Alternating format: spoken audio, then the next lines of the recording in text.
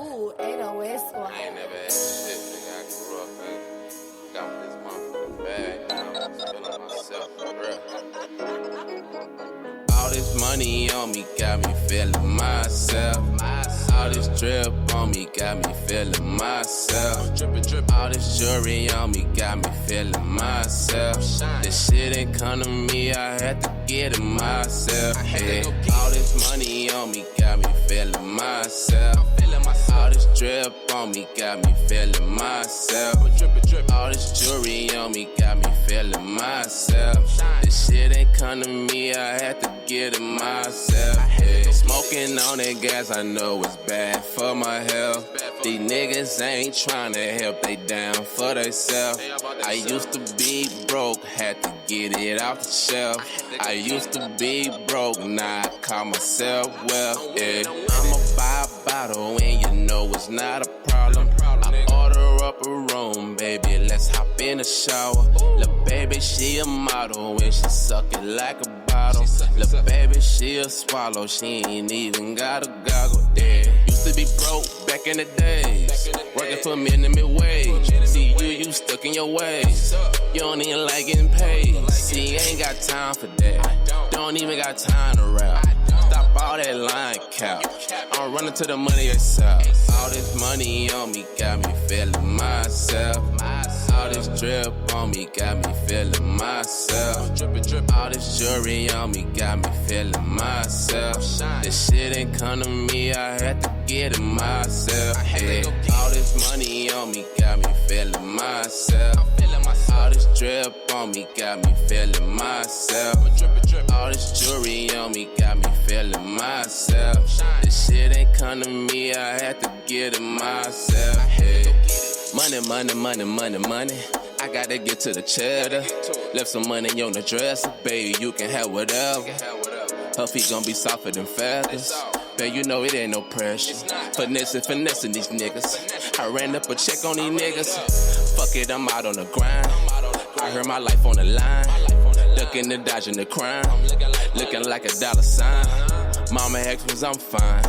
I told mom I'm straight. She said keep doing what you doing. You on board, keep skating. Why these niggas wanna hate? Cause I'm getting to the cake. Just moved out of state. Putting food on my plate. Drippin', I got lots of sauce. Tired of hearing these niggas mouth. Running sack up in the loft. Got the bag, now I'm taking off. All this money on me got me feeling myself. All this drip on me got me feeling myself. All this jewelry on me got me feeling myself. This shit ain't come to me, I had to get it myself. Hey. All this money on me got me feeling myself. All this drip on me got me feeling myself. All this jewelry on me got me feeling myself. This shit ain't come to me, I had to get it myself. Hey.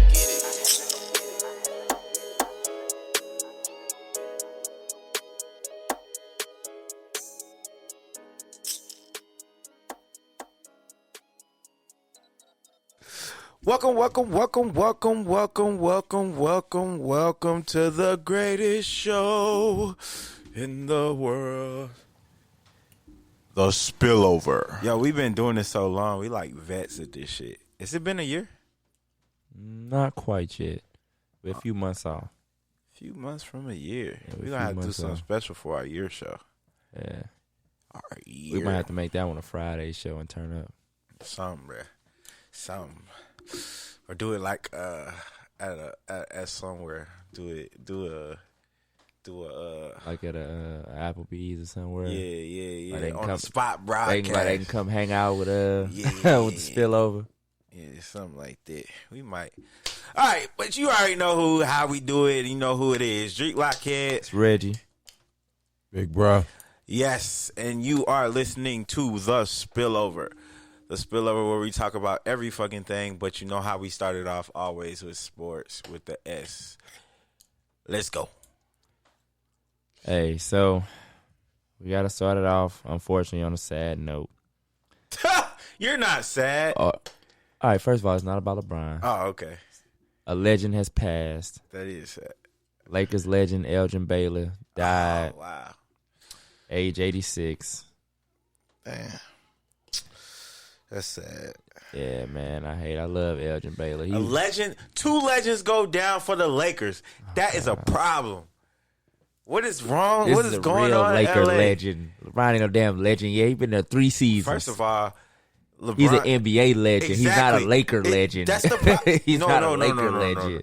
No. It's not too many NBA legends.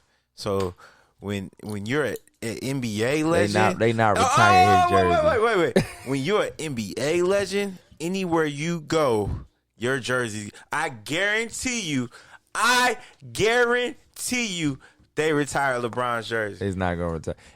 If he quit tomorrow, it's not happening. Now, if he stay there another 2, 3, maybe get to like about 5 seasons, 5, 6 there. seasons. They're going to retire his jersey, bro. About 5, 6 seasons, he might. Why are you denying that?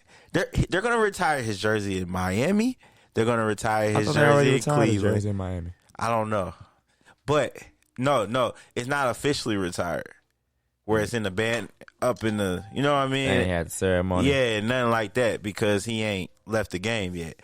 But I guarantee you, all 3 of them locations, his jersey gets retired. But anyway, Elgin Baylor, I'm sorry to hear that. R.I.P. You were a legend. He didn't even win a championship in LA. No, he actually retired during the year that they won a championship. Yeah. Hey, you want to talk about the original cat that can shoot from anywhere, smooth at everything. Like, if anybody played 2K, if you play with Elgin Baylor and you pull up his icon where the whole damn floor is red. The only cat like that. Whole floor is red. It's green. Green mean good on 2K. I don't know. Red mean bad. I thought green is when you hitting the shot in the game. When you doing a little practice gym thing. When you go to practice I thought gym it was thing. Red for hot, blue for cold. Oh, you talking about the blue hot cold on the thing in the practice thing? I'm saying I thought you talking about when you switch. When you could press a button on the live action while you playing, and see where he hot at, see your hot spots. Yeah, man, you turn his on, the whole floor is red. Like, man, they used to call him the Big Smooth. The Big Smooth. Yeah, but I know that's a little bit before you, but did you catch some of him? You know what I'm saying? Well, I know you probably did. I ain't. Yeah, because he retired, I think, in the 70s, so I'm sure they showed, like, highlights and footage of him after that, because he was raw. What brand is that Bluetooth? Does your shit last long? Oh, yeah, it's going to last all day. My shit. Talking on it and using it, 12 hours. If I don't, I'm talking about just straight talking on it and stuff, 12 hours. Mine lasts about 5. Nah, 12 hours. If I don't talk on it, like, non-stop, it lasts close to 24 hours on a single charge. My shit don't. It's good, man. Turn this mug on in the morning. It's good till I go home. Hill. Which Hill? Chiefs. Chiefs Hill? Tyreek Hill? Tyreek Hill. The Chiefs asked him to renegotiate his contract. Okay. He said, nah, man. Once I sign, I sign. Damn. Because they trying to get room to get some more assets. He said, nah, once I sign, I sign. That shit fucked up, bruh. It is what it is, shit. Mm-hmm. It is what it is. Hey, y'all gave me this money, I'm taking it. Yeah, but I mean, he would have still got it. They just would have did what they always do. He wouldn't have lost no money. They would have dragged it out. They would have just gave him a signing bonus and gave him money they would have owed him up front, and they would have made it look different in the language. He'd have got all the money still. They actually would have gave it to him, just wrote him a check for it. Just turned it into a signing bonus, wrote a check to him, and then he would just count less against the cap. That's what they always do. Yeah, okay. It's very few. Then why you got to be on the then? downside. Why didn't he do it then? Maybe his agent explained it to him well enough, or maybe he just said, "Nah, the next time I negotiate something." Renegotiating means something's not gonna be in your favor. Like the guarantee money, they don't stretch it. That you don't get it like over those seasons. They pay it to you like no. I'm saying I get what you're saying. but that's not renegotiating what you said. What you saying is man, we're going to give you your money up front. Just give us room on the cap. Now, if that was said, I'm sure he would have did that. But if the term was renegotiate, maybe it was a joke. Nah, it was something more to it. They like, nah, we not trying to give you all this money, but can we break it down? I don't know if they'd ask him at that age to take a pay cut. Man, that's what they trying to ask. I don't know. Most of them, they just turn it into roster bonus. Or it could be they trying to get him to re-sign and do that thing that's becoming very popular right now with those voidable years at the end of it. They probably gave him a raise, but then made certain years voidable. And maybe feel like, hey, something happened. You know what I'm saying? I don't want them to be able to void this mug out. Could have been that. So ain't no telling. Like I said, all the language is different. But typically, if you still a star in your prime, they just convert your money into a signing bonus and just pay you out so they can, make it work against the cap in their favor. Only the dudes that's on the downside, they're like, hey, look, you're going to have to give us a little something back. We're going to have to cut you. But I'm sure they didn't go to him like that. He's in his prime. Now, check this out. We all know when Kevin Durant get injured, them fingers work very well. He gets on Twitter and he starts going. Oh, man. What'd he say? Attacking people. He didn't say nothing. But I don't have the specific tweet when he was going back and forth with a fan, and it was about his legacy. Let me ask you this. Bug, I'm going to ask you this too. Okay. Even if you don't know that much about basketball, okay? Let's do player A. I mean, about the NBA. Let's do player A and then player B. Okay? Player A. What happened? I'm going to show it to you later, man. Okay. Player A, he won championships. Let's say nowadays with one superstar. He had a Robin. Okay. Player A had a Robin. He's an awesome scorer, everything, right? And he retired. Player B, he retired. He's an awesome scorer. No, he had a Robin. He was one of the top scorers, awesome scorer, everything, but he never won a championship. Then you got player B, who's went from team to team with two or more superstars, two or more 10-point per game players. That means they double-figure players. Not every team has that. Well, nowadays, most teams got that. Maybe like 20 points. It don't happen, though. 20 points? What you're saying, it doesn't happen. If you check people's box score, it's not as easy as you think to get double figures in the NBA. I'm not saying it's easy. I'm saying mostly every team got at least 120-plus guy. That averages? One guy close to 20, and then another guy that's probably like most starting lineup, they all average. I said 3 double figures. If you have four players that can average consistently in the NBA season in double figures in points, you got you a super team. I don't know if I call that super team. Yes. If you got 4 guys that average 10 apiece. No, not 10 apiece. I mean, even double figures. So if I say 4 in double figures, I don't mean all 4 of them have 10. Well, I'm saying you're going to have 2 in 20. Okay.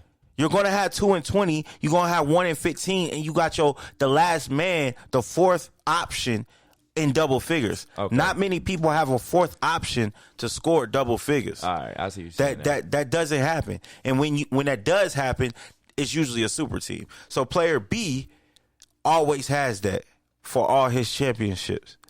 Which player has the biggest legacy?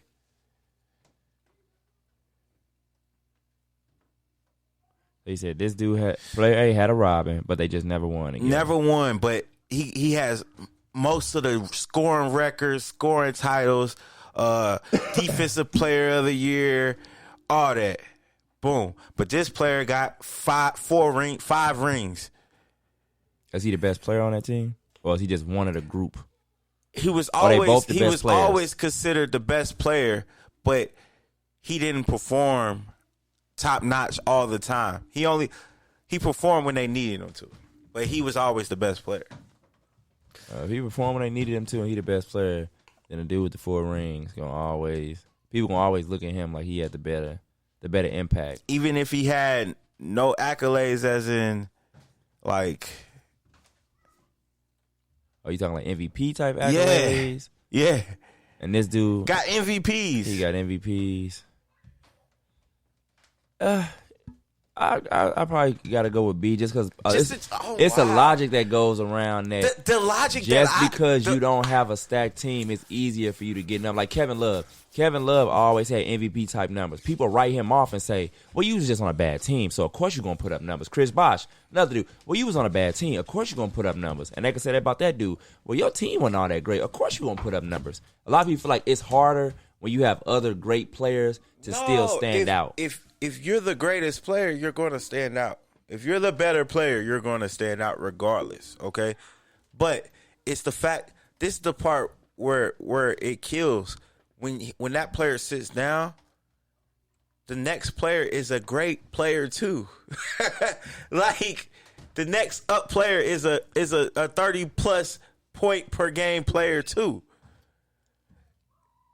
And then when that player sits down, the next player is a 30-point per game player. Nah, that's 3 players now. Ain't nobody got no 3. Well, it is one team that got it right now. Brooklyn. It was one team that had it. Brooklyn. All right, my point of this is Kevin Durant's legacy. That's what he was competing with the Who was player A?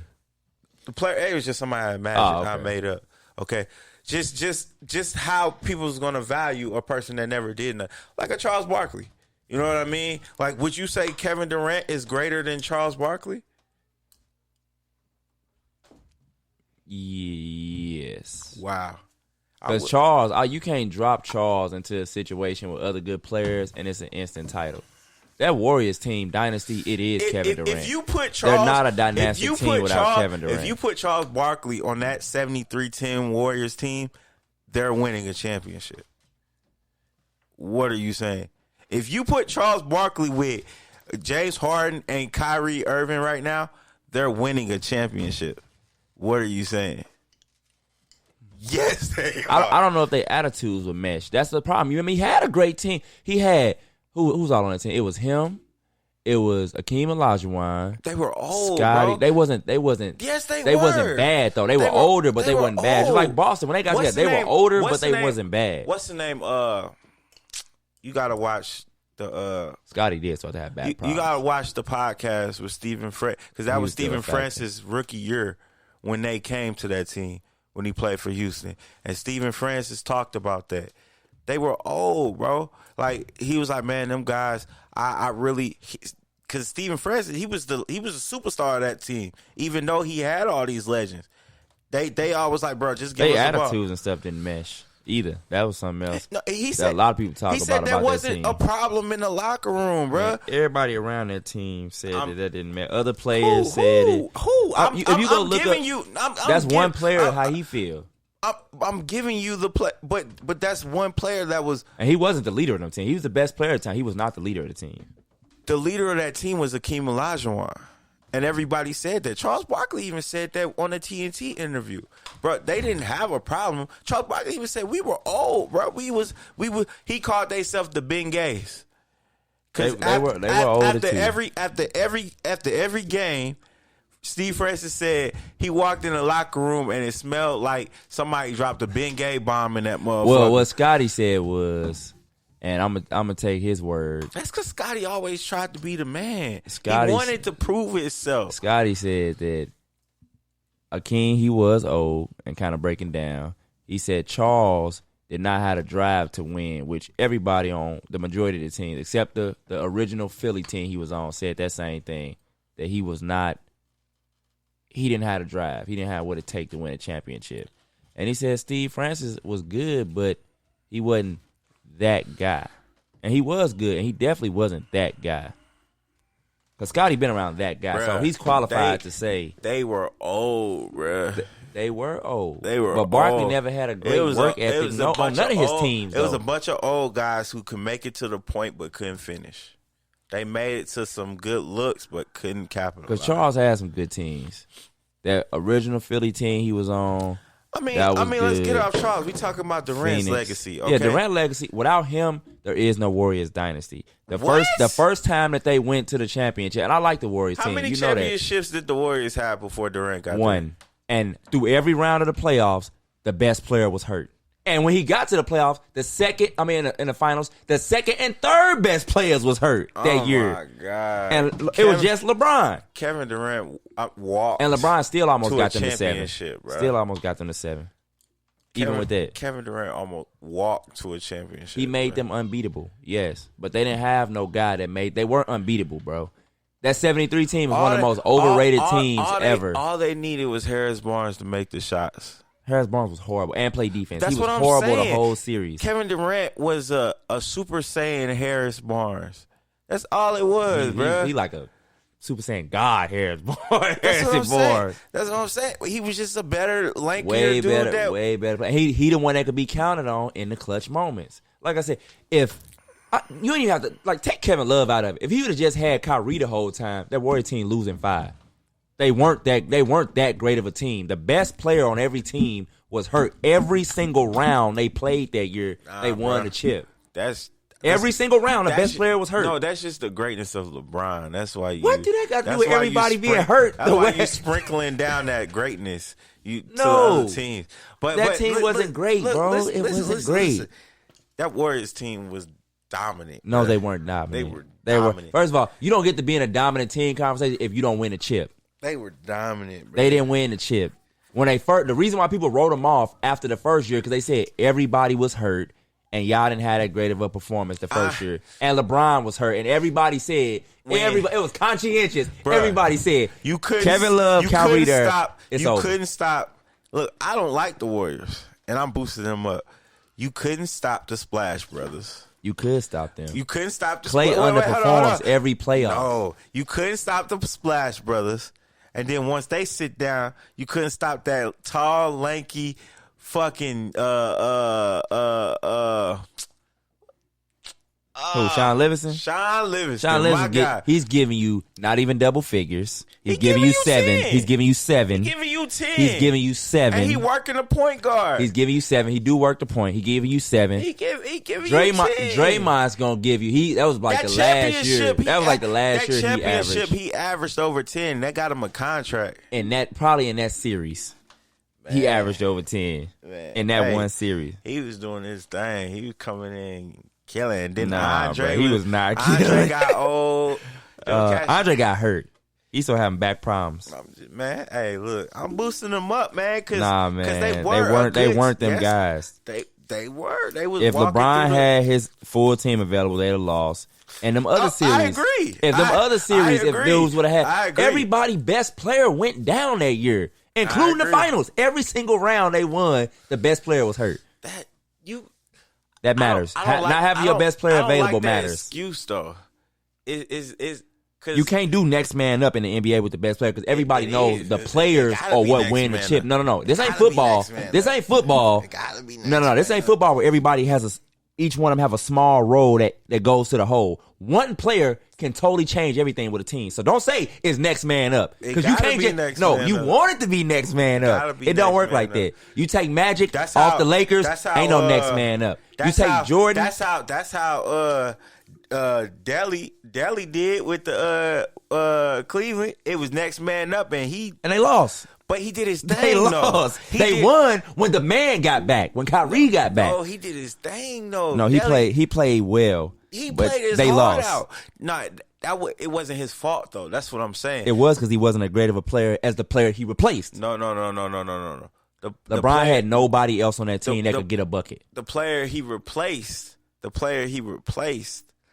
added to what, because Delly still did his thing when Kyrie came back. No, Delly was cool on D. That's it. He wasn't no better than that. He was cool on D. That was it. Wow, that was it. He was cool on D because he can get physical with Steph Curry. Get that man those props, bro. That's Sean Livingston. You racist.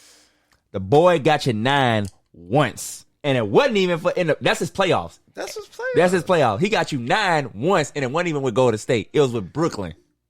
He got you 9 one time. Wait, where's his points? Right there at the end. It's already at his point. 9, 5. Look, Exactly. 8. He got 8. 2016.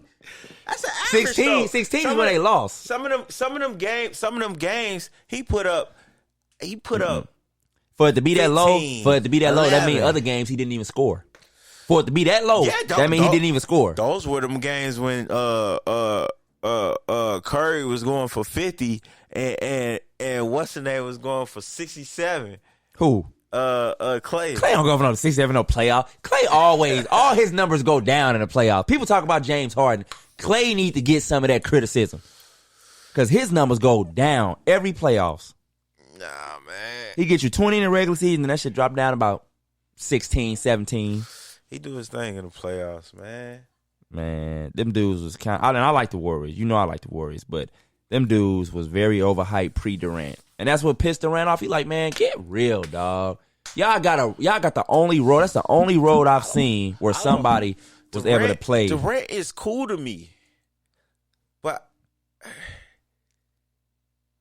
he's a tall dude with guard skills, bro. I really think like if AD wasn't so injury prone, and he's an elite shooter. AD's not even close to him. Oh, he's not even in his world when it comes to shooting. Bruh. He's one of the greatest shooters of all time. Bruh. He is, bro. I don't know why he's one of the greatest shooters of all time.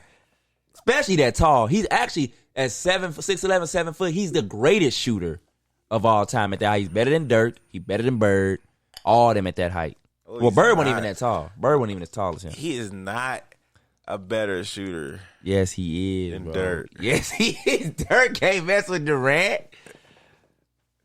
Who's the greatest 6'10" shooter? Man, Kevin Durant's okay, man. I don't think he'll ever be the best player in the league. Sean Livingston. My God. I don't think he'll ever be the best player. That boy got you Reggie 5 Miller. points and 1 assist. He wasn't that tall. He wasn't that tall. He was like 6'7", 6'6". He was Jordan's height. Yeah, no, we talking about as far as like the tall. Like Kevin Durant almost 7 feet tall, and he can shoot threes like any small guy. He has some year. He done average 40%. Nowitzki. Yeah, he That's ain't as what good I as him. just said. He's not as good as him. He's racist. He don't like white guys. Now, No, I thought I didn't like black guys. Dirk Nowitzki, that dude buckets, man. He can shoot, but Durant, no tall dude has ever been able to shoot like Durant, man, or handle the ball at that height like him. I don't know. Shaq had handles. Y'all had Shaq messed up. Shaq used to have some handles. He used to cross niggas. They just didn't let him do it. And everybody was scared to stick their hand in there. That's all that was. Tell him, bud. That's exactly what it was. That one might get broke. You get a call trying to reach on Shaq. Have a wrist fracture. Shaq had hands. But no, Shaq could do a little something, like especially when he was slimmer. Mm-hmm. Man, Penny was trying to steal his shine. Man, Kevin Durant, all right. He all right. Like I said, he'll You never just be. don't like Kevin Durant. No, I have no beef with Kevin Durant, bro.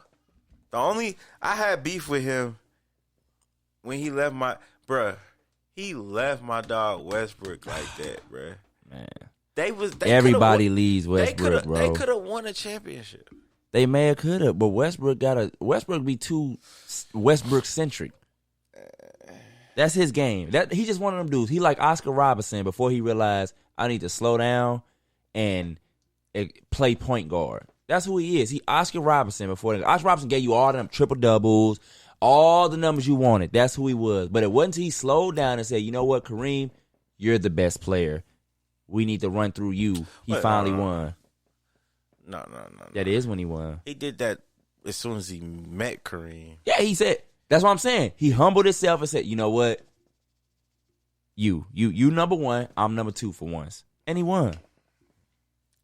But it took him so long to realize that. I mean, I was watching a documentary on it. He said, like, could nobody tell him nothing. He was out to prove that he was that dude. Kevin Durant has personality-wise, I don't like Kevin Durant. Yeah, I'm not going to disagree with you on that. I don't even know him. Just what he put out in public. Just what he put out. Yeah. It seems like he's too sensitive, and like everything bothers him. You know what I mean? Like he's the type of dude. Like if like I met him and we became cool, and I didn't use a coaster on my cup, he'll block me in every. Oh man, no, that's extreme. I don't think he would do that. That's what he puts out there, bro. I think he say what he say to fans because he like, okay, if you want to take the time, if I ain't gonna undo it, you want to take the time to come to my page or speak on me, I'm gonna defend myself, which is what any normal person does. There's nothing wrong with him defending himself. It's just the fact where he get emotional about it. It sound. Is he emotional? The way it's he text. Yes, the time he comes off, one time the person stopped messing. Usually the celebrity or the person higher above a send one reply, that's it. I'm gonna leave it at that. I don't know, my man Shay. Hey, he'll get with you. You start talking, he'll go. But this is what I'm saying. Say one reply, stop, and then the other person will be like, I keep going because they mad. The person that replying back at them like a female mad because you not mad with her, okay? And then that's what he did with a fan. Like he kept going at the person, and the person stopped. Like, bruh. Hey, sometimes I equate that to like, but I'm sure you could probably, you know what I'm saying, agree with this scenario. It's like if somebody comes up and they punch you in the face and you start whooping their ass, and when they hit the ground, they like, all right, man, that's enough. And you like, nah, you started this. You gonna take every bit of this ass whooping. Ain't no this enough. That be the problem. People always want to say something. Then once they get shut up, then it's like, all right, man, I'm through. No, you ain't through. You shouldn't have came through here with that bullshit. That be them fans probably want to talk, and then when somebody say something back. But then why is it bad when it's the opposite way? Why Kevin Durant keep going? It's other celebs. What I'm saying is, like, if it's the other way around, like if a celebrity say one reply back, but then the fan keep going back, then the fan is thirsty. Well, I don't call them thirsty. Like I said, if you get into a conversation because they start losing, they like, well, I'm just gonna be quiet. You just talk to yourself. Hey, you said something, but if you started though, but that's why most people call it thirsty because they started, try to get a reply, and then even when it's over, they keep on going. Like Kevin Durant ain't just talking to the fans like, oh. No, if see, that's what you in Twitter. If I say something about you, I'm gonna tag you in it. I'm not really talking to you. When you tag somebody, that's you want them to see it. But still, even if you could choose to see it. I'm just being like, hey, I ain't finna talk behind your back, but this is what I'm saying about you now, okay? And that's he like, okay, you want me to see it? I'm replying. All right, and you reply, and then okay, whatever, Kevin Durant. Whatever, Kevin Durant. Yeah, I would do that. I'd be like, whatever, dog. You know what I mean? I'd be like, whatever, bro. I said what I said. Hey, you know what I mean? I like, you know what I'm saying? I like that he gets down on a lot of anyway, let's talk about what we was getting to. Okay, so Steve Kerr told Murdoch he enjoyed last season when the Warriors went 15-50 more than Kevin Durant's final season with the Warriors. The last year was tough. There was a lot going on. Some of that you know about and some of that you don't. That was very difficult. And Kevin Durant replied, "This is hilarious."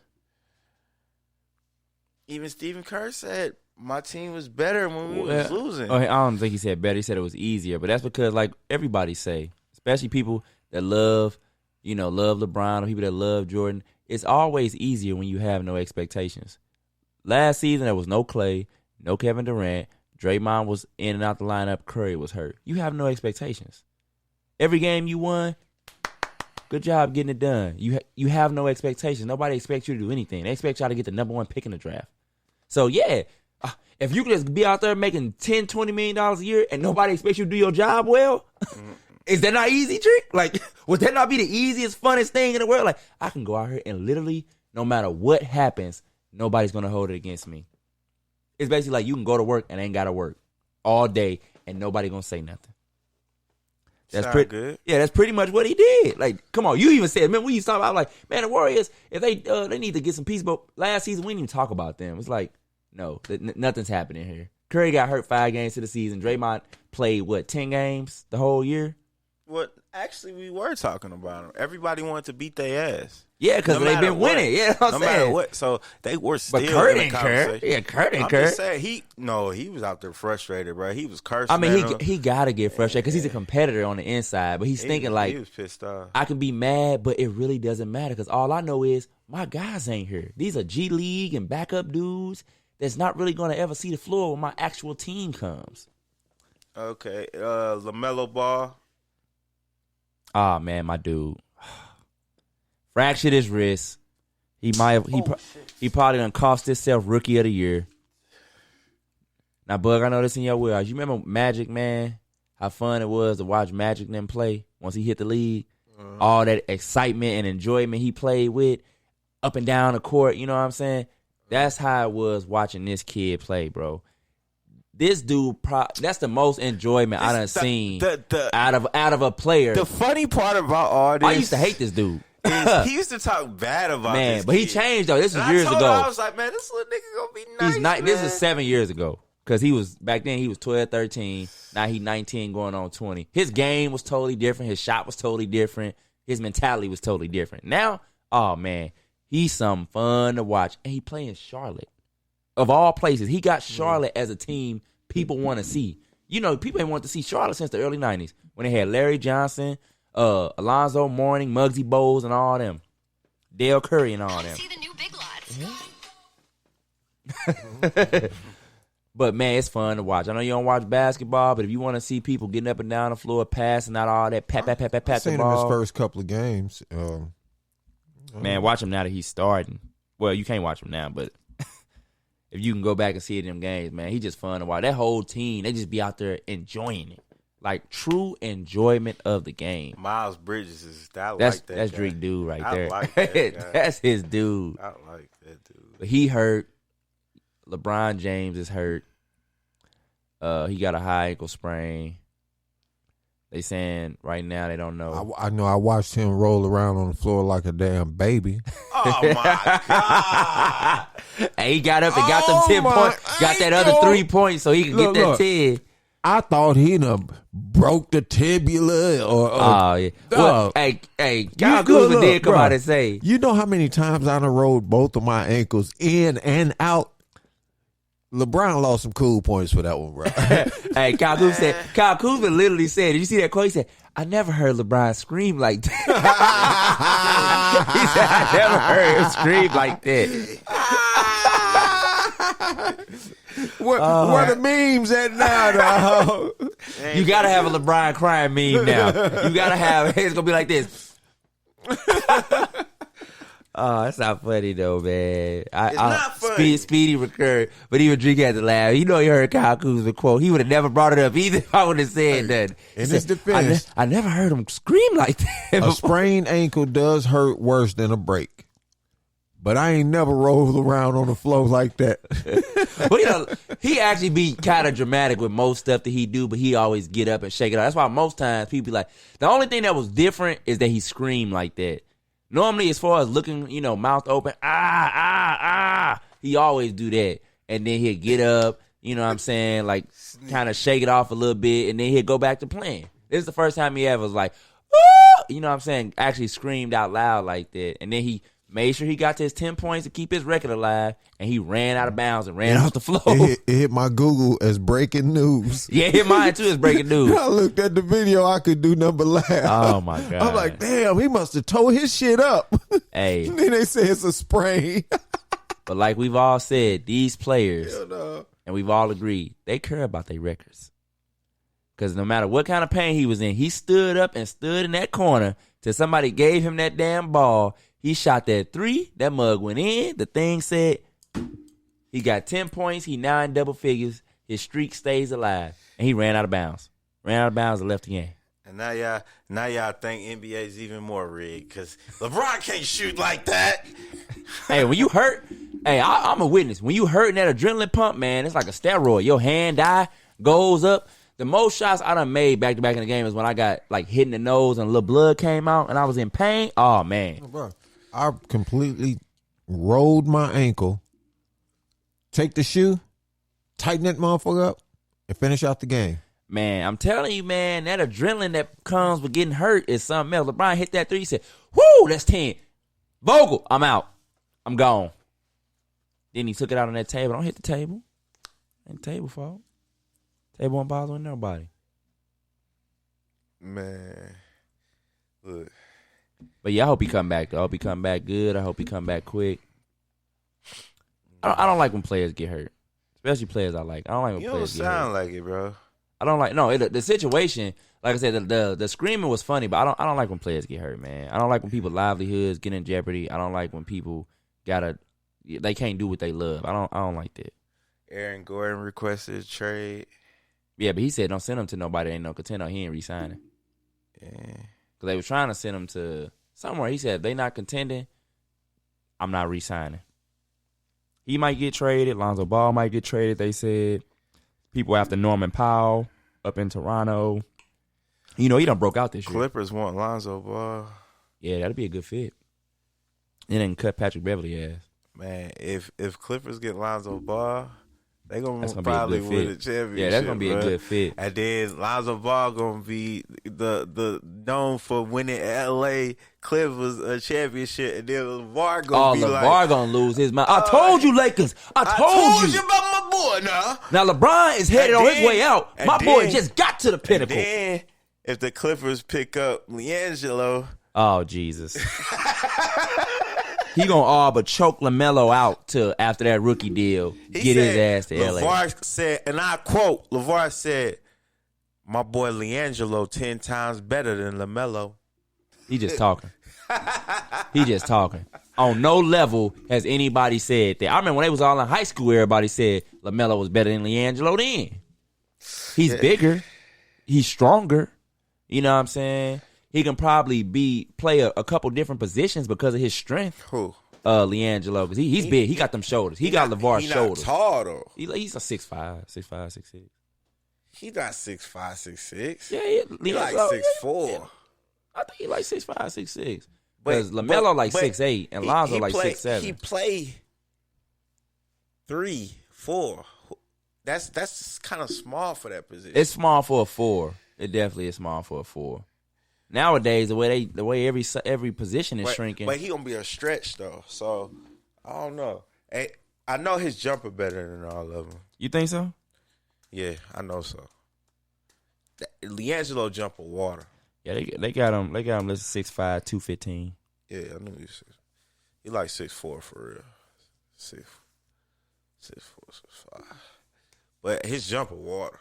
That nigga jumper. I don't know why nobody won't just sign him. He's like what you think Klay Thompson is. You think he shoot like that? No, I'm talking about he can't dribble. Oh, he don't play D. No, Klay play D. I know. Yeah, you ain't gotta tell me. Klay play D. You know, he can't dribble, but he can play D. See, he be on that wood. He can't dribble. Yeah, he's not an initiator. All right, but does it mean that you can't dribble because you don't have to?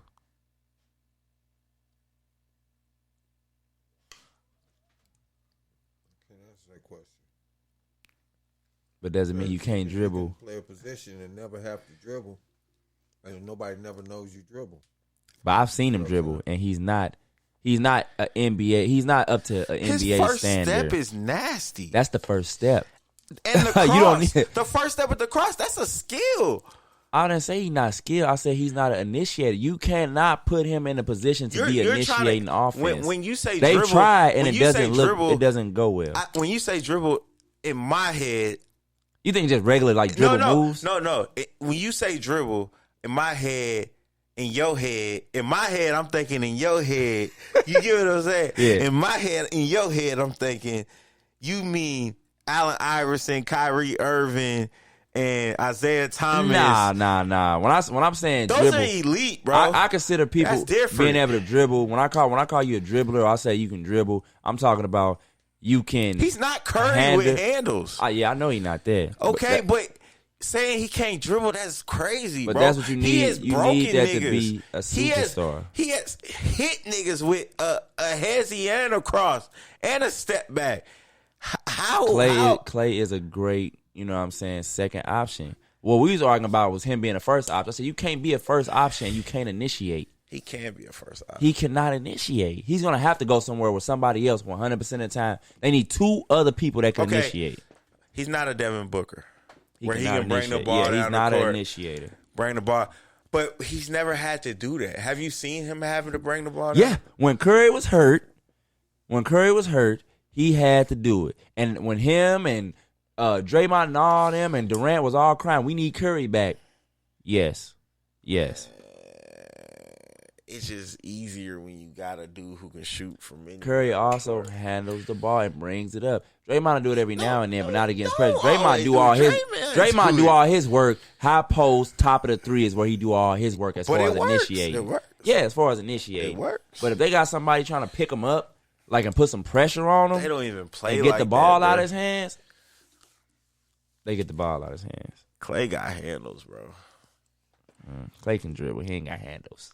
See, when you still say got handles, now I need you to be able to.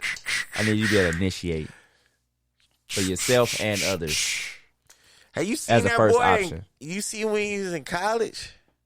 I seen him. Well, I mean, he didn't really play before smoking smoking weed and shit. But I'm just saying, that's a very small sample size and a totally different level of competition. Go check out that boy highlight tapes, bro. Man, I'm not saying it ain't all shooting, man. Clay. It ain't all him shooting. Clay man. cannot be a first option. He get nasty, crossing niggas and dunking on niggas. He can't initiate. And you said he can't dunk for real. No, I never said he couldn't dunk. Curry can't dunk. Clay can dunk. He just don't do it a lot. Curry can dunk. He tired of y'all niggas saying that shit too. Okay, let me take it back. He can dunk. Did you He's see just not great at dunking. That boy Chris Paul threw Curry an alley-oop. I seen it. And he was he was this far over the rim, bro. Curry has worked very hard to try to get his hops up because he do hate when people say he can't dunk. I done see him at games. I'm trying to dunk. I'm gonna hit the front of the rim, especially a couple years ago. Hey, man. Hit the front of the rim. Hey, man. I'm just saying, man. My dude got up, man. He did. So, all right, let's go to some pressing topics, man. All right, what up? So, I watched this show. Oh God. Okay, it come on. I don't even know what the hell it come on. Come on, different. It come on BET though. It's called. I watch all like Tyler Perry. He got a little lineup of shows. That's pretty good. I don't see how you watch BET, bro. I don't watch BET. I watch these particular shows. I don't really watch TV. I watch particular shows. I stopped watching that when Free was off 106 and But Park. it's not. It just comes on the BET stage, but really it's Tyler Perry. Like Tyler Perry don't have Tyler Perry don't have his own network, but he gonna get it soon. He kind of got it through BET. Like he got a partnership deal through BET where it's like his own section. Yeah, and he got these shows out. And he got some good ones. He got Bruh. You seen? Yeah, Bruh. I seen Bruh. He got Bruh, and then he got. Bruh was cool. Did they make another season? Nah, Chad, they ain't working on it. It's supposed to be coming out, but he got Sisters or whatever. Oh God. Now, I'm not watching that, bruh. How in the hell? Like this dude on there, Zach. Okay, he like the regular dude. He ran into some trouble when he was younger. You know what I'm saying? Trying to get his life together. He got that chick that always in his ear, always talking bad to him because for some reason, chicks think that motivated, man. Don't know why. But they had broke up, right? He was down at his lowest. I mean, she emasculated the fuck out of him. She like had this other dude and was like, "Man, I'm through with you. I'm with him." He like walked in on them. He was eating her out or something. Man, it was some crazy old shit. He got stabbed trying to protect her. Wait, he walked in and the dude was eating her out? Yeah, he kind of like snuck into like this hotel room, but she kept lying, saying that they wouldn't mess with each other like that. And then he went and he seen, he like, oh, okay, so it is just like that. And then, you know, she got all her feelings. She like, just go. I don't know. He like, no, tell him to leave. Because dude, they had got into like a little back. He like, man, tell this nigga to leave. He like, no, tell this nigga to leave. She told his ass to leave. So she had two niggas, basically. Kind of. You know, but she talking about some, you don't have no motivations and this and that and talking bad to him. What he got that she want, though? Why she still with him? Well, they ain't together now. But they get back together, 'cause, man. I mean, they try to make it like she love him so much, and he be killing her. Like he be breaking that back. And you talking about sexual? Yeah, he be breaking that back. She a little skinny ass little chick. I can't stand her. I don't like the way she act with her friend. You know that friend that you be like, man, if I could just pick one motherfucker I wish was not in my woman's life, that's the bitch. That's the girl. Every man got that where they like, man, if it's one month that I wish just wasn't in your life, it's this month. She's that month. One baggage you can lose. Yeah, man. Exactly. Can somebody just steal this baggage? So, okay. So fast forward, he down on his luck. He ain't got nowhere to stay because he was staying with her. She put him out. He was home. He stayed with a friend for a little bit. She ended up leaving. Now her other friend got this lady that's like a paralegal or secretary type chick, and they kind of ran into each other. And they was talking or whatever, and then she helped them out. Like she a cool chick. She help dudes get in like these little programs. She had them get into a program where you can like learn carpentry and work on houses. You know what I'm saying? Yeah. And help him better himself. He also working at the airport, so he doing that and stuff. And then they kind of, fall for each other, like, and you know what I'm saying? She hot, she thick, she tall. Oh, they got her stuff together, drive a nice whip, got a super nice place, man. And like I said, she really support. The whole time, he like, man, I ain't never had no woman really support me. Like, he used to women supporting him by talking down to him. Like, oh, I'm going to motivate you by saying demonizing you. You ain't shit. You need to get a job. Yeah, you ain't shit. Like, that's going to make you want to get up and do something. Yeah. But she is the opposite. She like, nah, you can do this. You know what I'm saying? That type of woman. Yeah. Everything good, man. So then, while that's going good, got this hating dude. You taste this book? He got this hating dude, bro, that liked the chick, and he planted some coke under his tire in the work truck. What? Now, we both drive work trucks, so, you know what I'm saying? Then. Wait a minute, at the job? On the job site, he was there late. He worked with him? No, I think he tied in with the program somehow, but he knew where he was at. He like almost on some stalker type stuff with the girl, and he planted some drugs under the truck. But she ended up finding out, and she held some shit over that dude had made him get him out of jail. He was in jail for two reasons: that shit, and then the old girl. They said she had some credit card fraud or whatever, and his name was on it. His name and shit was on it or whatever. So he like, what? So then fast forward from that shit, he get out of jail. He goes to see her like, man, you had me put in jail, yada yada. And what hurts the most is that you think I would steal from you. Steal from yeah. And then from that shit, they end up fucking like gorillas in this back room at her salon. I'm like, bruh, what is you doing? You got this woman that when I say, like, man, when you think about how you want a woman to be. Hold on, wait. I'm sorry. Time out. Bruh. So, in the beginning, you started this with, I have a depressing story. No, I didn't say depressing. I said, because the question I want to ask at the end, I gave you background. Depressing. Now I'm finna ask the question. Look, I'm waiting on a downer, but you talking about a damn show, man. No, but like I said, it goes back to real life. Do y'all think? I'm thinking maybe it's a reality TV show. Nah. But the question is, you know what I'm saying? Do you think that men got I don't even know if I want to say a habit. We just call it a bad habit of not understanding what a good woman actually is. Because how many times, like even your friends, how many friends, you were like, bruh, she's no good. Like what do you see in that? Well, that be the one they stick it out with the longest, put all their neck on the line for and all that. Then you see a girl where it's like, oh, okay, she pretty good. That's the one that get treated like shit. And you like, what are these dudes seeing? You know what I'm saying? That's so different than what they need to be seeing. I think, about that's funny because people different. All right, I'm a firm believer of everybody has their own mind and every mind doesn't function the same. So everybody's strength in another person isn't the other person's strength.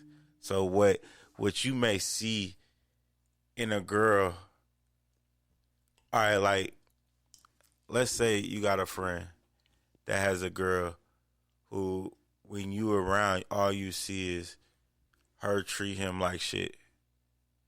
You know what I mean? Just damn, man, you don't say that, but that's what you thinking in your head. You gonna let her treat, you know what I'm saying? But that's what you see. But his level of tolerance may not be your level of tolerance. Your level of tolerance might be, his might be, man, she act like that. As soon as she get to the crib, she gonna suck me up. You know what I mean? Yeah. So it might be a whole different feng shui about things. Like, man, I know how she gotta act like this to be comfortable. You know what I mean? So yeah, don't, man. I ain't, some people, even with a dude, but the part where it get iffy is when people start putting their hands on each other. That's when you gotta be like, hey, okay, yeah, that ain't normal. You know what I mean? Ain't no level of tolerance to that shit. Yeah, that's all bad. But I get what you saying. Some dudes will stay with a girl that, even though he may have a level of tolerance, when you around, when you're not around, he always complaining. Always. You know what I'm saying? Always saying, shit's fucked up. It's all bad. Well, then, nigga, what are you doing? You know what I mean? I mean, it's always that. But like I said, man, pussy powerful. It's powerful. Vagina's a hell of a drug. Bullshit. Pussy powerful. That's what an OG. That's what. Who would say that? But who would say that? Pussy powerful. Aaron? Yeah. No, this is different. The power of pussy. Well, look, that's a whole nother conversation. Keep going. Nah, what you think, man? You think dudes got a bad habit, man, of always giving they all to the wrong women, like their perception of a good and a bad woman? Do you Both think men it's and women know what's good and what's bad. The same way women love bad guys is the same reason men love toxic women. What's a bad guy? The opposite. Well, I don't know, man. I don't know. I'm going off labels. Yeah, see, that's what I mean. Well, like, I guess the typical no job having hustler. You know, the thuggish mentality. You know, just the outcast of society. Don't take care of his kids. Yeah, them types. The ones that you go to any of these random women that they complain and they give you all the details. Them dudes. Now, what's a toxic woman? Because that was the other one you said. What's a toxic woman? You arguing with her every other night over something petty. Loud, or if you step out, ignorant. You step out with your friends, she know exactly where you at, but you didn't call her. You see what I'm saying? It's just extra shit for no reason. Versus trying, like he said, trying to build you up. Mm-hmm. They thinking that talking bad about you is somehow going to motivate you to prove, because in their mind, you should be doing everything to prove them wrong about what they saying about you. I guess that's the logic behind it. Well, and I think that all goes back to who taught them that, and like what was around, what they were around. Because that sounds like a parenting thing. Like, you ain't gonna make it. You know what I mean? Oh, I'm just saying that because I'm motivating you. You know what I mean? So I don't know, man. Like the color purple. I can give you. Oh yeah. You remember how his dad was, and then how he was. The Mr. was a silly, and he was trying to get Harpo to be like that to Sophia. I got one criteria. She ain't listening. She ain't listening. He's like, what should I do? Hit her. Fuck that. You sit here like this nappy haired girl talk to you like that at your own dinner table. That daddy was something else, bro. A lot of people ain't watched that movie, man. Hey, that daddy was something else. I got one criteria. Our relationship is our relationship. Shit, we should be able to. You should be able to take me around any of your friends for the first time after a whole year, and they should be able to look at me and say, "Who is that?" What? You don't want her to be excited about you? No, you not get what I'm saying. I get what you said. I get what you don't talk about what we do. Our relationship is our relationship. Even our problems. Well, you don't want it where when you come around, they be like, that's the one she was talking about. That's James. Yeah. That nigga. Everything else is subsequent. They be like, yeah, I met James, but I tell you what, when we be at home, all I get is big bruh. That's all I get. Get on my damn nerves. That's what I'm looking for. Drew, you got so many nicknames. Then I tell them what somebody called. You know when your woman been talking about you. Call you about 5 different things. And you go around her friends. You bad as man. And her friends are always side-eyeing you. They either smirking, side-eyeing, or they're talking, then they'll look back at you. Yeah, something been said about you. Yeah, or when they talking to them, they look around, see how close you is. Where? If a girl talking, they be, man, man. Look. I don't fuck with that shit, man. I don't like that shit either. But okay, so if that's a toxic woman, right? Mm-hmm. All right, we got toxic woman, bad men. Really, they both toxic. You can just name them, label them both toxic. Toxic woman, toxic man. Toxic people. Mm-hmm. Toxic people. I think we asked this last week. Like, what? We So didn't last week. does not last week. I mean, a couple weeks ago. But does everybody have something toxic in them? I don't think we did that. I think the thing we did before that was about pettiness and gifts. Taking back stuff. All right, so does everybody have something toxic in them? I know I do. I think everybody. See, it's just like, man, it's like the human body. It's made up of a lot of good parts, a lot of very interesting parts, but there's also going to be a certain amount of waste, you know what I'm saying, that's in it. Or, toxic material that's in it. But that don't mean the whole body is bad. Yeah. But then you got other bodies where it's more toxic than it is good, and that mug is just failing. That's what I think it is with people. Like, everybody going to have some toxic in them, something that people going to be like, that's not necessarily a good thing. But all the other things overshadow that one flaw, because everybody's flawed in some way. But when the flaws outweigh the good things, that's when you become toxic. Hell, even toxic things aren't made up of 100% toxic materials. It's just more toxicity in it than, other materials. So it gets the label toxic. Okay. All right. So speaking of toxic.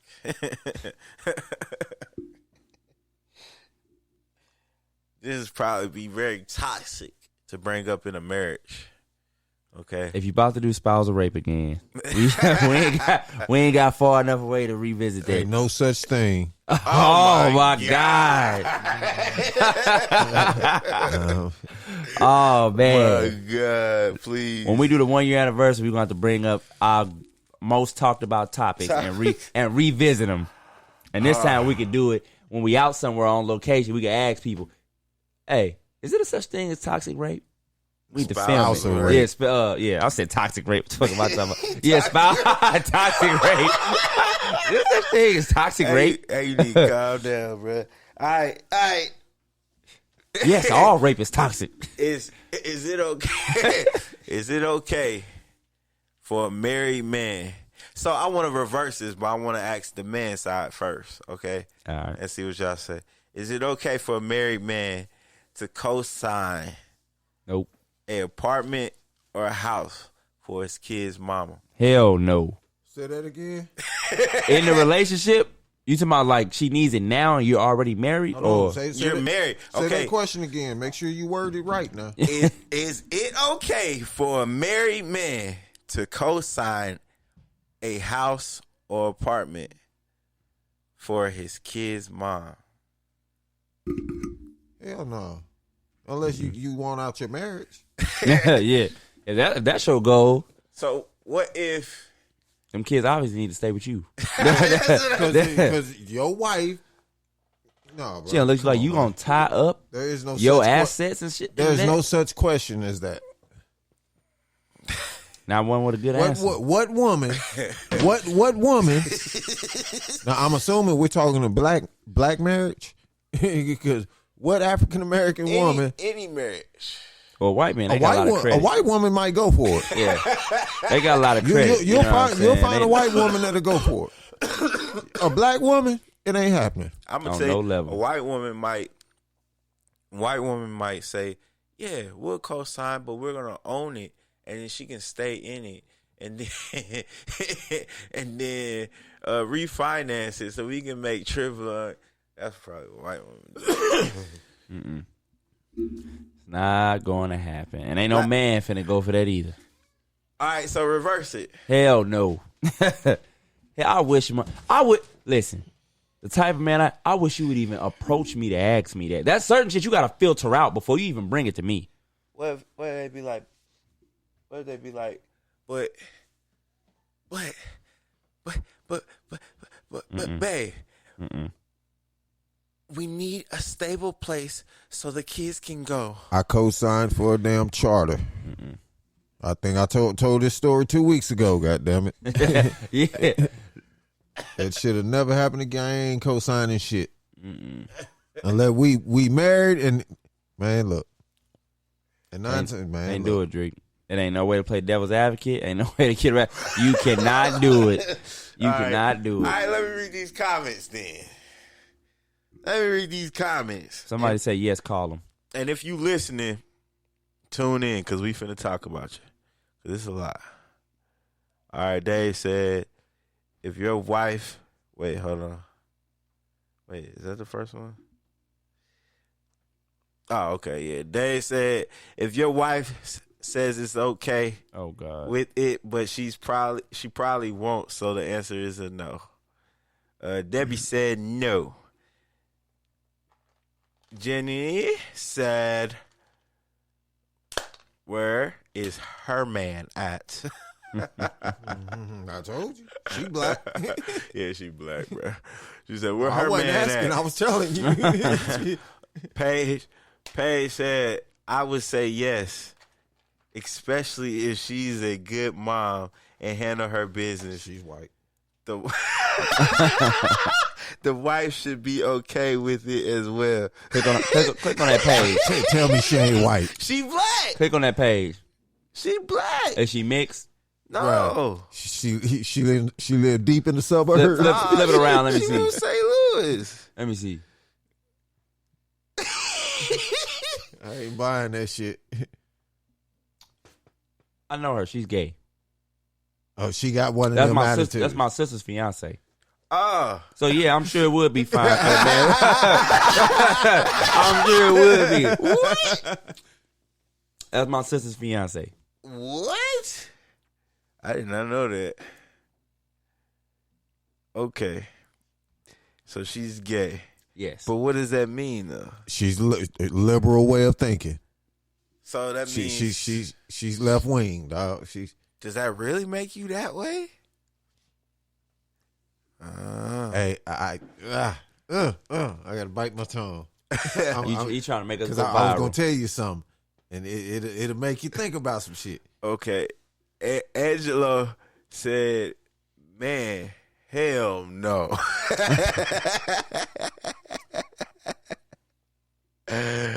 Adon said, as long as his wife knows and is agreement with it. Also, they have to be in a stable financial place too.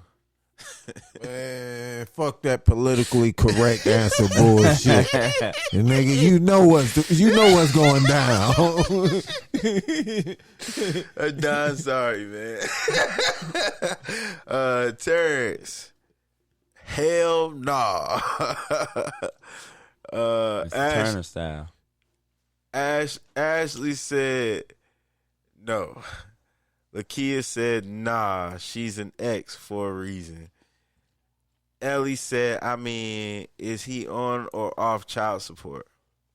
Ooh, she's a good dummy.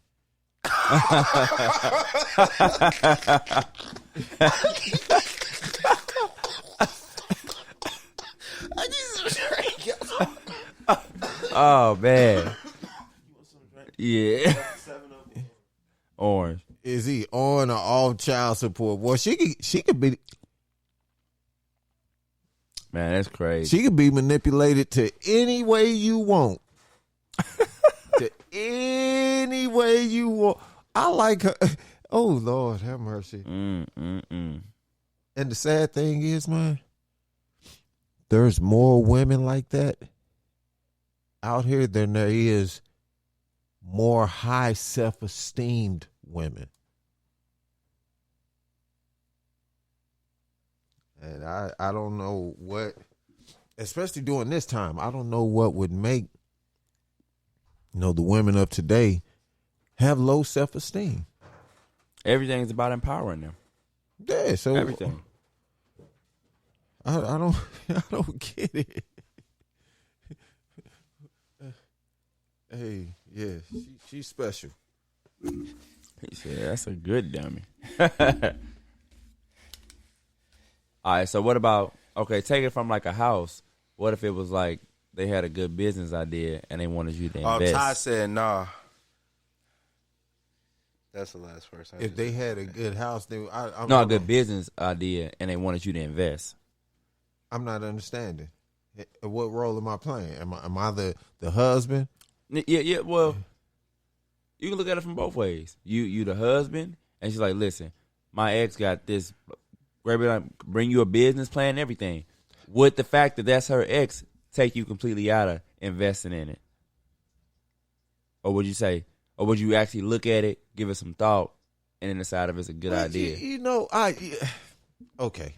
See, now I got to be an optimist and a realist at the same time, and that's real hard. You're real. And it's only hard because it threw a situation. You jogged my memory bank, right? And you made me think about something. Whoa. You made me recall something. You bought your ex a house?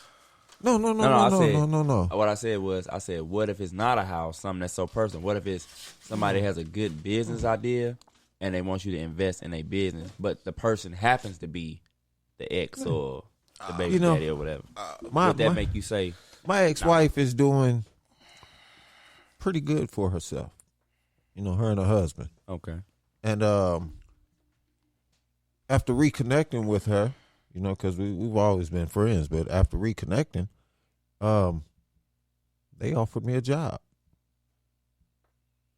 So I would consider that like a business opportunity. Yep. So it definitely is. At the same time, I had to think about it. Hence, I'm still here. But somewhere else? Yeah, it's out of state. Oh, okay. Is out where they live, and yeah, that's not a smart move. Not in that particular situation. If there's previous ties in any way, form on either side, that's not a good move. Okay, so if you was the husband, you wouldn't do it either. It's gonna break down eventually. What if the reason y'all broke up is because y'all realized y'all weren't good romantically? Well, it was an amicable but y'all breakup. Always connected. It doesn't matter. Right? It doesn't matter. Really? There's always that third wheel potential.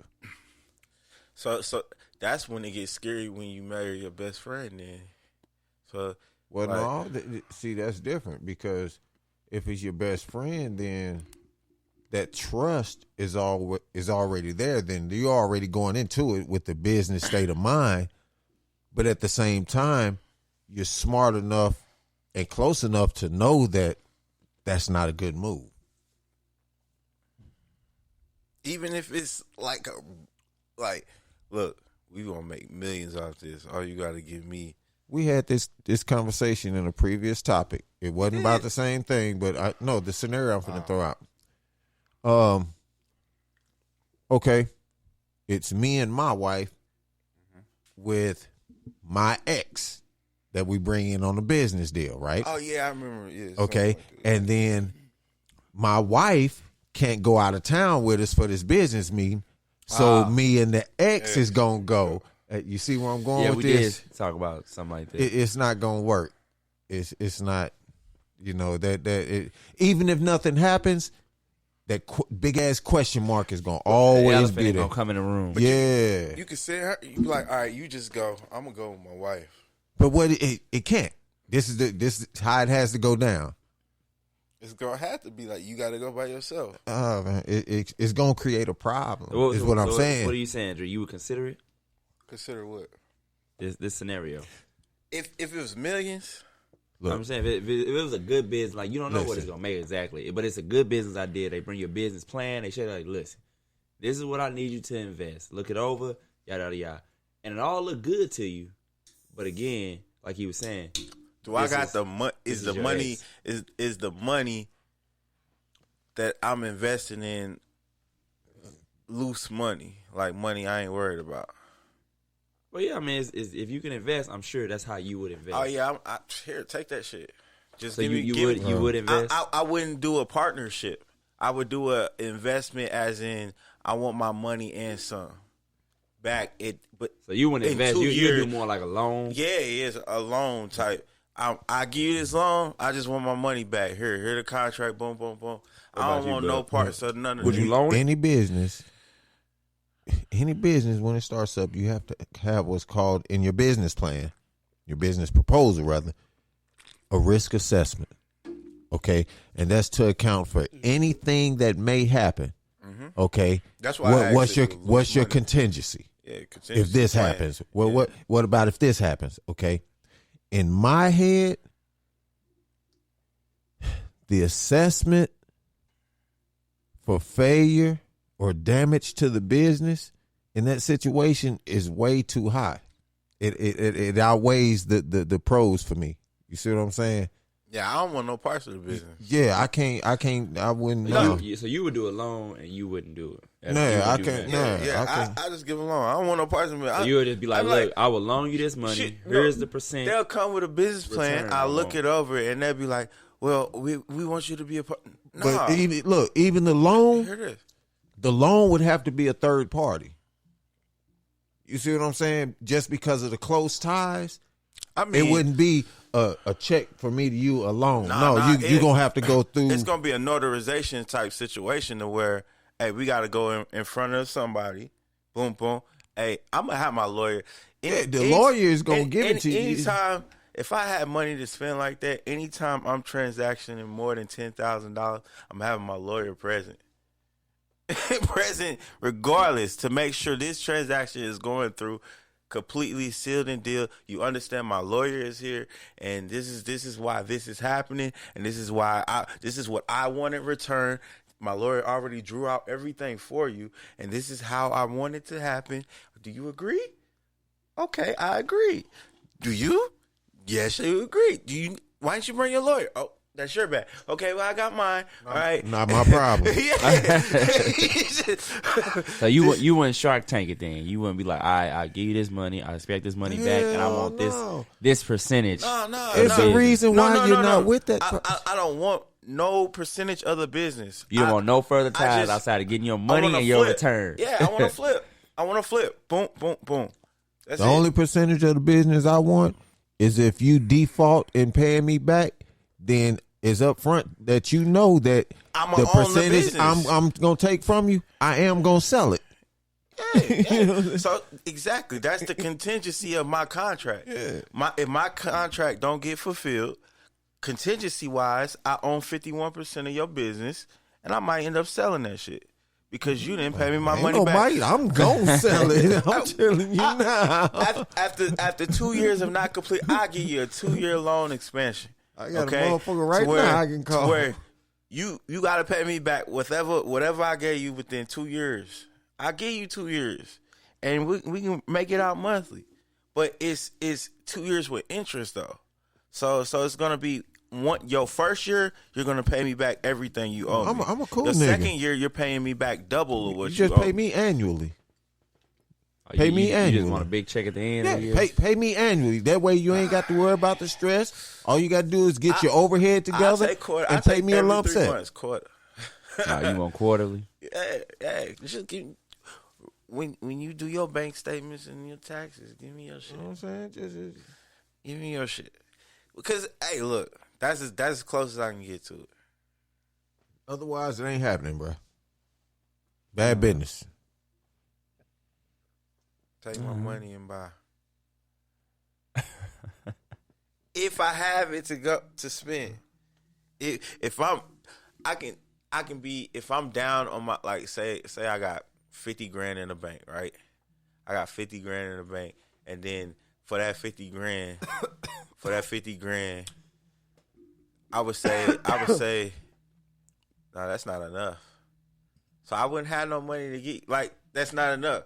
Okay, I would literally have to have 3 years worth of salary before I can loan you a large lump of sum of money.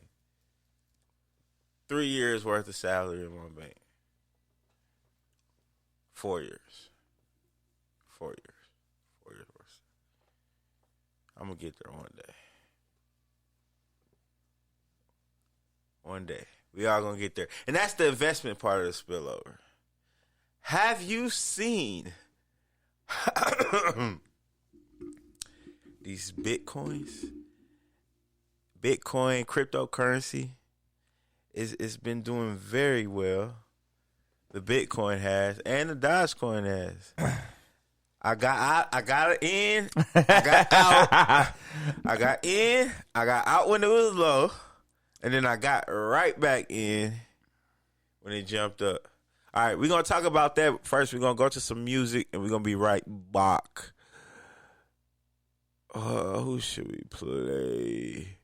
King Ron, Internship. King Ron, Internship. Oh, Galen. This is Galen. Did your brother say don't play Galen no more? Man. This one's for you, man. Get jerk. Cause I'm bound to get mine. Working hard like an intern. Clocking them hours like a 9 to 5. None in my cup, I just pour some greatness. And it's coming alive, it's the woman sensation. Yeah. Get jerk. Cause I'm bound to get mine. Working hard like an intern. Clocking them hours like a 9 to 5. None in my cup, I just pour some greatness.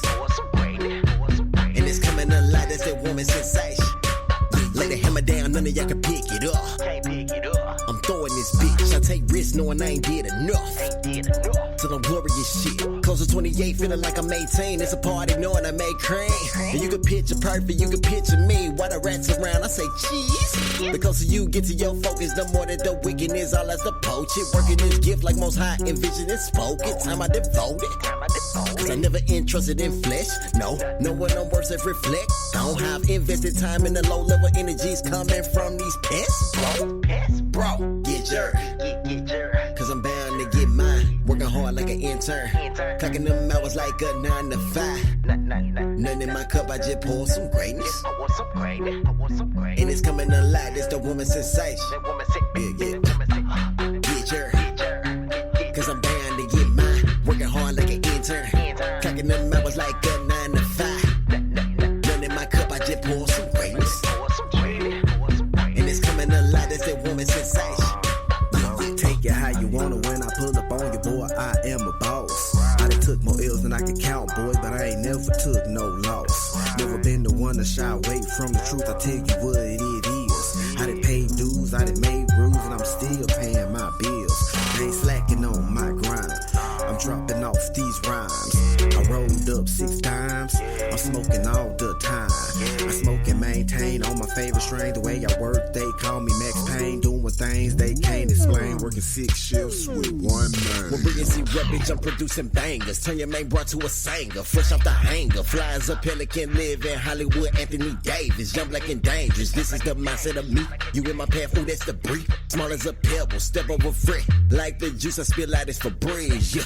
Blood, sweat, and tears, what I put in this shit. Whip it up, measure cups, milk, and biscuit. And that makes bread if you ain't one with quick wit. No dipsticks, no oil caught up in this mix. Manual labor. In control of my vehicle. My creative headspace is more than just music. We deem it as a miracle. Bang. With things they can't explain. explain working 6 shifts with one name, King. My nigga.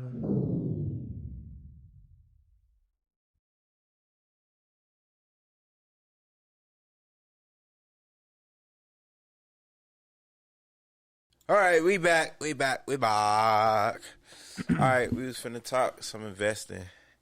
Okay, like I was saying, there's Bitcoin and this Dogecoin has been going up and down, but everybody's been talking about it. When I say everybody, I'm talking about big investors, and when like people like Elon Musk and right now Dogecoin is going down a little bit. Yeah, it's back down to 5 cents. It was at 5. It was at 5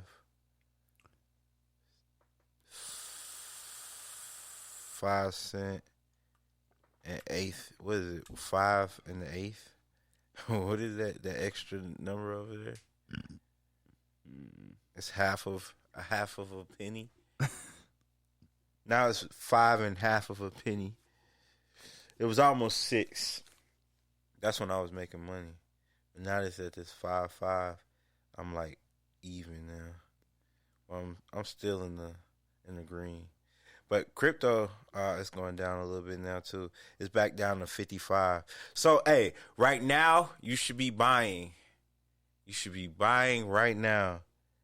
You should be buying. Oh my God. You should be buying right now. Bitcoin, man. That You should be I buying. remember people was like, man, that ain't nothing real. That shit is worth $55,000 right now. Yeah, and I just was trying to understand. I remember me and you was talking about it. Like, what's the like if I pay in 55 grand, do I get 1 Bitcoin? I don't know. Like I said, I think it's just like your investment in the company. So that's not the purchase of a Bitcoin. Yeah, it's like if you invest in Tesla. It's like if I got a share of Tesla, do I get a Tesla? Or do like how Nah, does you that get work? a share. That's what I'm saying. I think that's what it is. Okay, but I'm saying, but if I own a lot of shares of Bitcoin, like I get a percentage of the company. Yeah, just like anything. You know what I'm saying? That's your share in the company. And that share is worth that amount. This shit makes my head hurt so bad. This Bitcoin shit. I swear it does, bro. I just be confused sometimes. Okay, so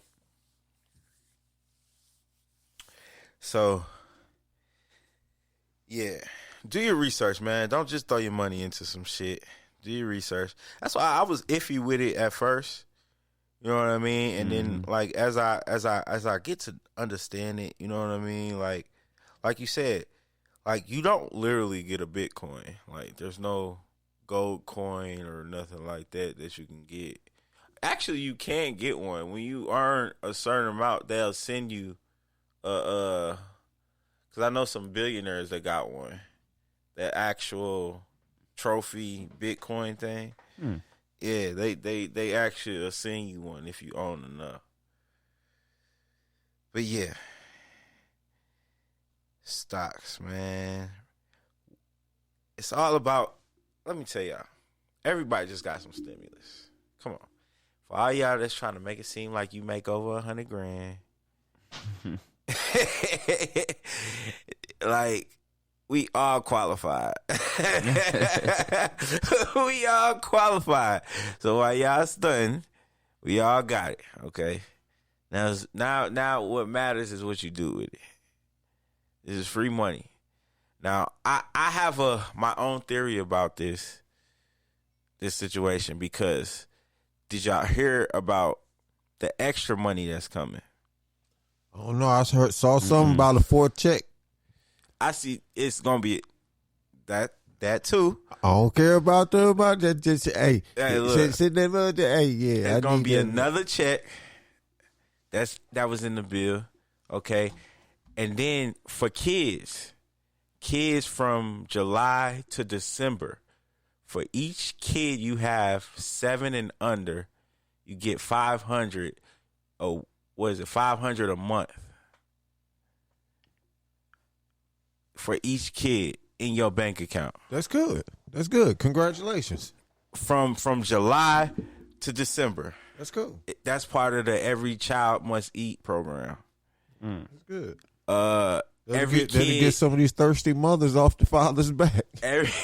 every kid from 12 to 7 get, I think, like 300, 350 or 4, something like that. From 12 to 7, and then 18 to 12 get like 200 or some shit like that every month. Deposited into the bank account where the stimulus was deposited. That's just the word. So bruh said it's supposed to be another check. I'm not exact on how much they're supposed to give per child. I don't know the ins and outs. Yeah, but nothing. I know. I think it's 500 every month. I just heard per kid. I just heard something about a 4th check. Okay, that's enough for me.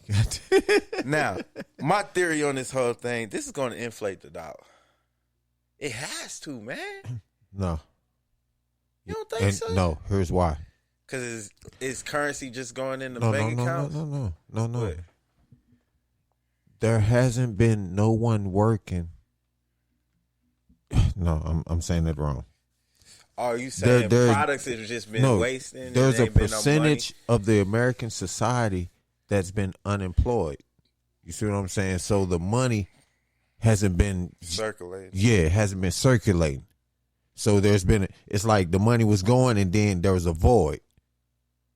So that's why the market had started to collapse a little bit. So they start to give people money to try and stimulate the market again, to try and keep it going. That's why they keep giving out this money. So we fucking it up by investing. Yeah, they don't want us to do that. That's not the whole thing is to give you this money to pay bills, to give the people you owe money so the money can turn again. So we got to watch out. I see, now that you say that, we're going to have to watch out with these apps. Now that I think about it. Why you say that? Because let's say all these investing apps get flooded. Then the government going to be like, damn, that's not what was supposed to happen. You know what I mean? They were supposed to spend. But now everybody's trying to save. Go back and read your EULA. And make sure that there's contingencies and guidelines in there to protect you. Well, there are some, but I've heard people say like there's some. Well, what was it? Was it Acorn? Or something? It had crashed or something, and when they went on it, all their money was gone, or some shit like that. Was it federally insured? That's supposed to be FDIC. Yeah. See. Yeah, so it's good. Supposed to be. I don't know. They can be like, all the mainframes crashed, all the money's gone. It's supposed to be like a regular bank account. It's supposed to be. Supposed to be. But yeah, that shit crazy, man. I would say, man, yeah, like I said, set yourself a budget, have fun with that money, but I would invest, man. Invest in something. Whether it's your future, whether it's investing in the market, or if hey, look, I consider this an investment, okay? If you finna go meet a chick that you know and you like, hey, I will buy you some shoes, you investing on some vagina. There's nothing wrong with that. Hold on, say what? You like run that by me again? I said I consider that an investment. Like if you, I've been trying to invest in some vagina since we started this damn show, man. you probably be making bad investments, man. I ain't invested yet. I ain't found one to invest in. Oh, I don't know. We got stimulus money over here now, ladies. So Hold on, I ain't no old trick now. Get that shit straight. we got that Olive Garden one. Next thing, man, I'm thinking I'm going to. Y'all want to know what my mind is as far as investing. I'm going to invest in some of these autonomous vehicles, man. A couple of car companies. Autonomous vehicles. Yeah, a couple of car companies. That's where it's Talking going. about electric cars. Thought it was that drive hold itself. on. Oh, yeah. Listen to what he talking about, man. I know. No, because listen. You know where I work, right? Yeah. Part of my training, it came through the wire. I got a fucking email, man. All right, don't say that out loud. No, That I'm might just, be inside trade. Yeah. no. I'm just saying. No, it ain't nothing. By the year 2030. 2030. They I gonna heard about be driving in, they 2024, 2025. Yeah, it probably be Yeah, early. all- than that. way all covered. 'Cause electric. They got cars like that now. No, not just electric, but just they drive themselves. Like No, I ain't talking about. Look, they take you wherever you what need I'm to saying go. is by 2025, 2030, it's supposed to be no more combustible engines made. They're going complete electric. Probably why they got the damn chip shortage. Well, that's why they because Elon Musk opened up his plans to the world like years ago. So all these car companies been developing under Tesla's, you know what I'm saying, blueprints, as you would say. Yeah.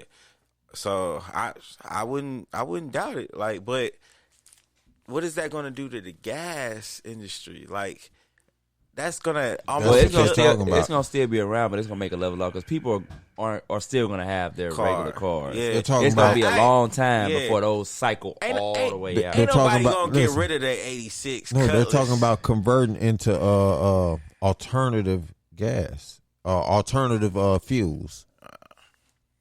But man, these oil tank sharks, these rich billionaires, bro, they not finna let that shit fly, bro. They can't stop the progression. Big tech, baby. Big tech is the world now. They gonna kill Elon, man. Man, Elon ain't the only one. You got to get him. You gonna have to get Bezos. You gonna have to get Bill Gates.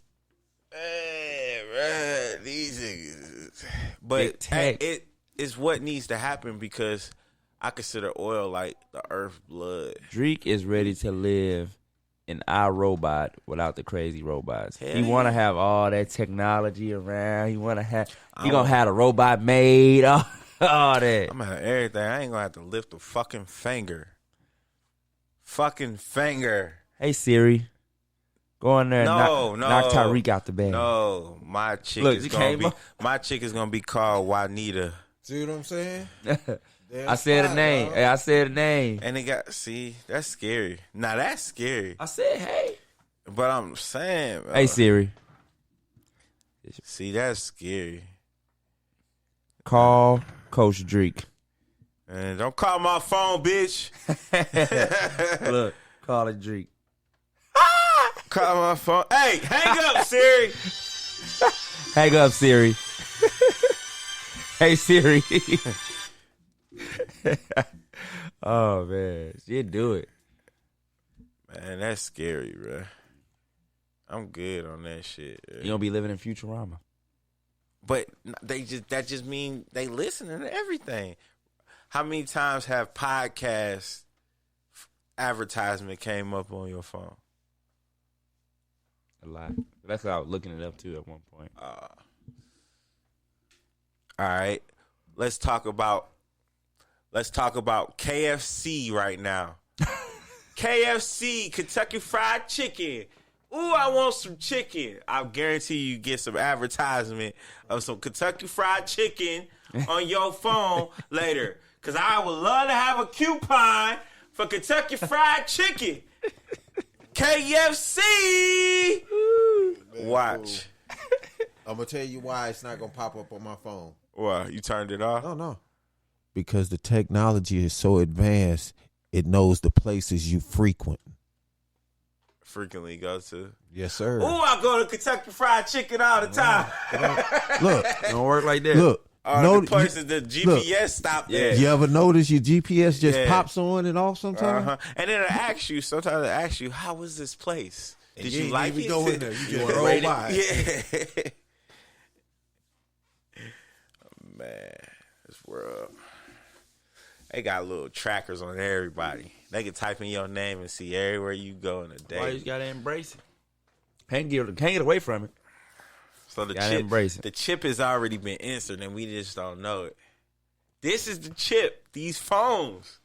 These are the mark of the beast. It is. It's the mark. Not yet.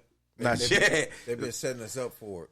When they went 5G, they came out with the new Samsung, the new 5G Samsung Galaxy. iPhone ain't came out with a way to do it yet. That's why they ain't got it yet. They still with the what? I-11? No, it's 12. You got 12 out. They 12 right now? Yeah. They the next one. They just gave it another Watch. number. It ain't nothing No, new. watch. The next one, mark my word, the next one ain't going to be a number. Watch. What's it gonna be? XO. It's going to be something like that, but it's going to be Infinity. It's going to be 5G compatible. It's going to be Infinity G. Yeah, I'm looking at that too. I've been looking at 5G companies and companies with these autonomous vehicles. Nokia is supposed to be transitioning to 5G. Their stock is still low. It's at 4 or 5, but it keep fluctuating. I bought a call of it. So when you do calls, you can buy for less and guess if it's gonna go up or down, and they let you buy for less. So I can buy 100 shares for 20 cents a share. It's really dope. It's really dope. That's the options. Yeah, that's the ones I was telling you about. But if you don't get it right, you can be down 50 easy. Easy. But it only takes what you invest, though. You know what I mean? But you can be down easy, but you can come up quick. Oh my God. I made like 200 on an easy flip, bro.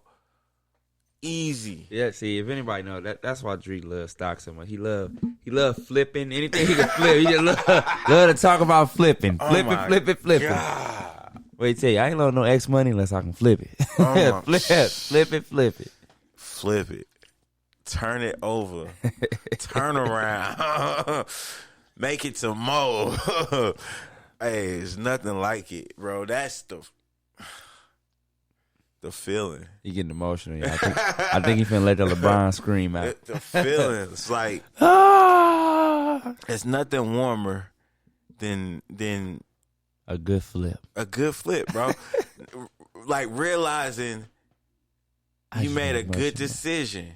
Like this decision to do exactly what I just did turned into a great decision. Like my kids.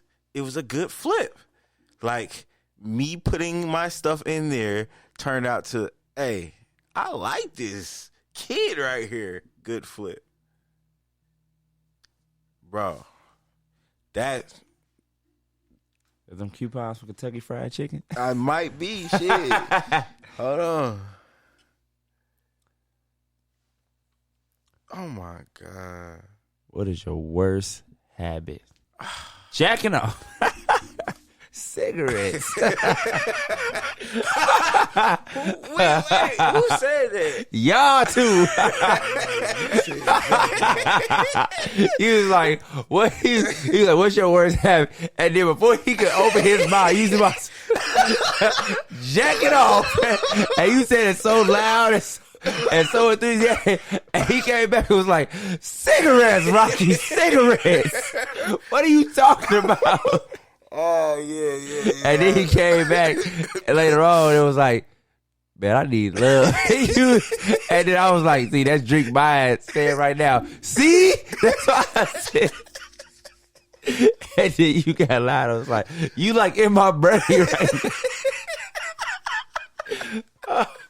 Oh, that was one of the funniest shows. Your reaction has started. And his reaction back. No cigarettes. What is wrong with you? Oh man, he said I need love. Oh man.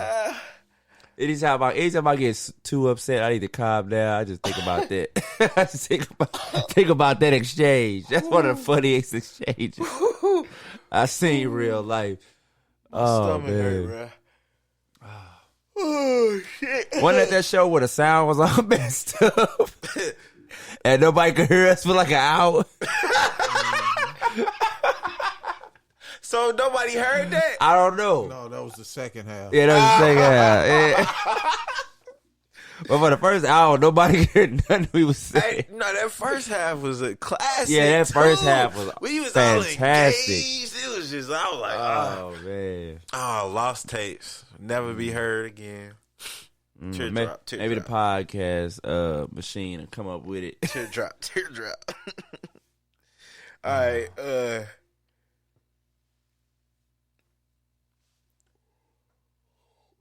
I'm sorry. What's some names that you wouldn't name your kid? I'll go first. Olga. Olga Pataki. Hey Arnold. Hey Arnold. What's a really bad name?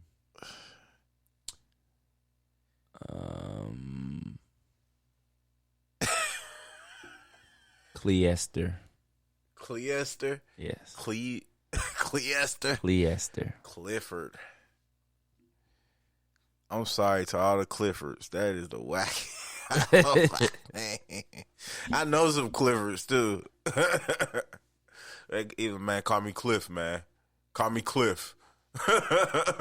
So this lady, and I meant to say something to her, but I kept on about my business. I forget what I was buying somewhere. She was working.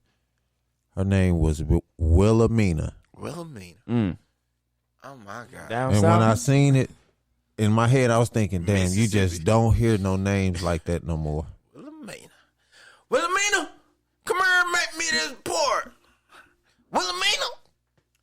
I wouldn't do no two first names. Watch my back. Yeah. Or Francis. You don't like Francis? I don't like Francis. It just sounds too much like fruity. or Pansy or Francis. Francis.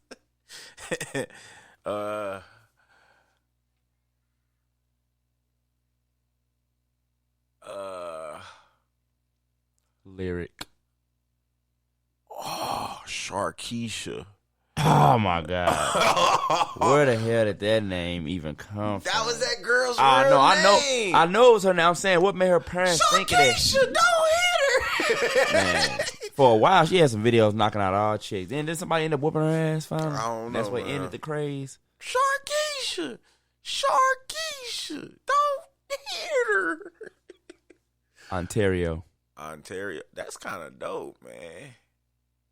That's a city. I think about that is a city. it might be, but I'm thinking about Canada. that little fat dude that be dancing with his shirt off. Well, actually, his name was Terrio. Terrio. Yeah, Terrio. Little Terrio. Terrio. But his real name was Ontario, I think, or something like that. Get it, Terrio.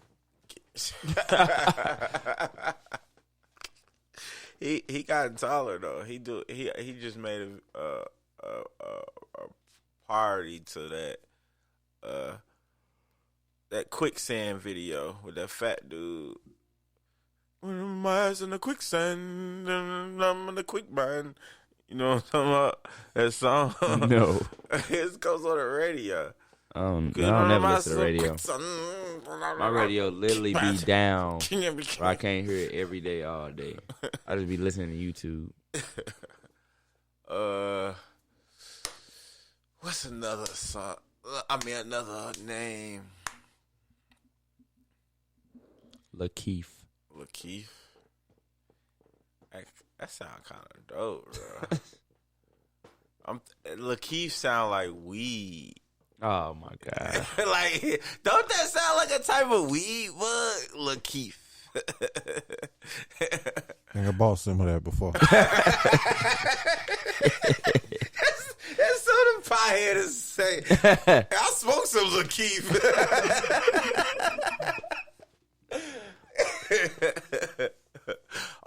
I was on that Lakeith. Not that they bad names. I just want to do it. I wouldn't name my daughter after a car. Like a Lexus. Any of them, because like a lot of them always be 80s and 90s shit. everybody want to name their daughter after a car. Ferrari. Some shit they can't afford. Mercedes. Benz. Benzino.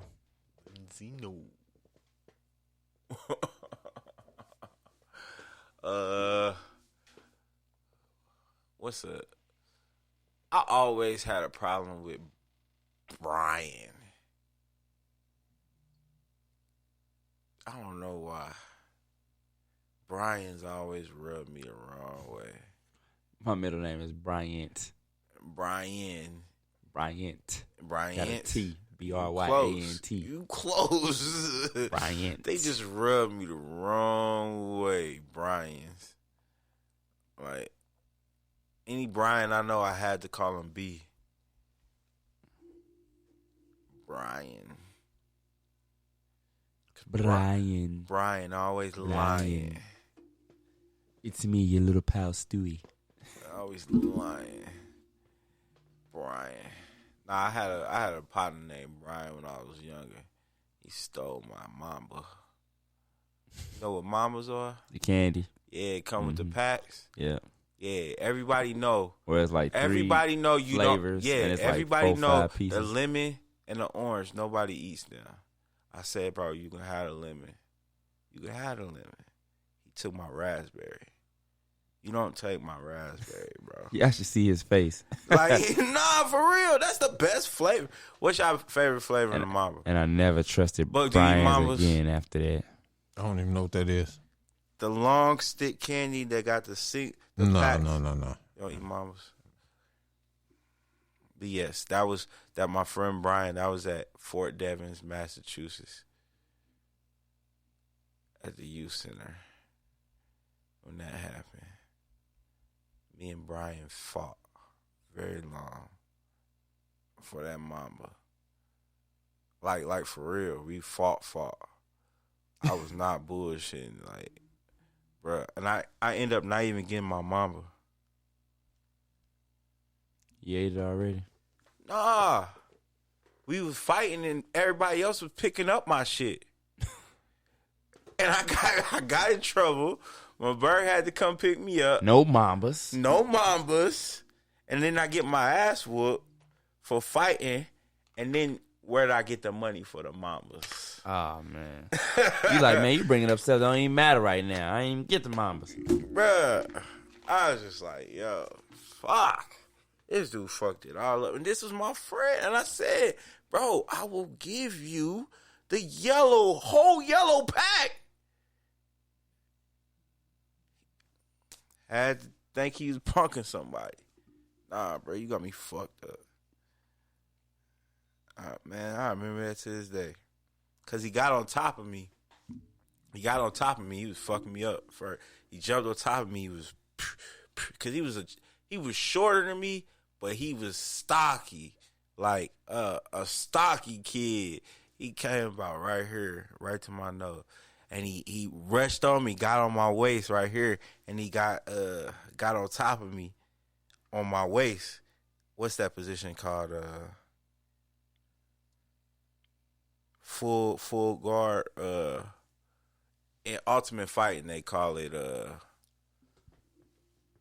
I forgot. Well, he was controlling me, so I'm up like this. Right here, I'm like this, do. Bro, I did the meanest ninja flip. You know when you arch on your back? Mm-hmm. Flipped his ass over, bro. Nigga, I had them stack houses.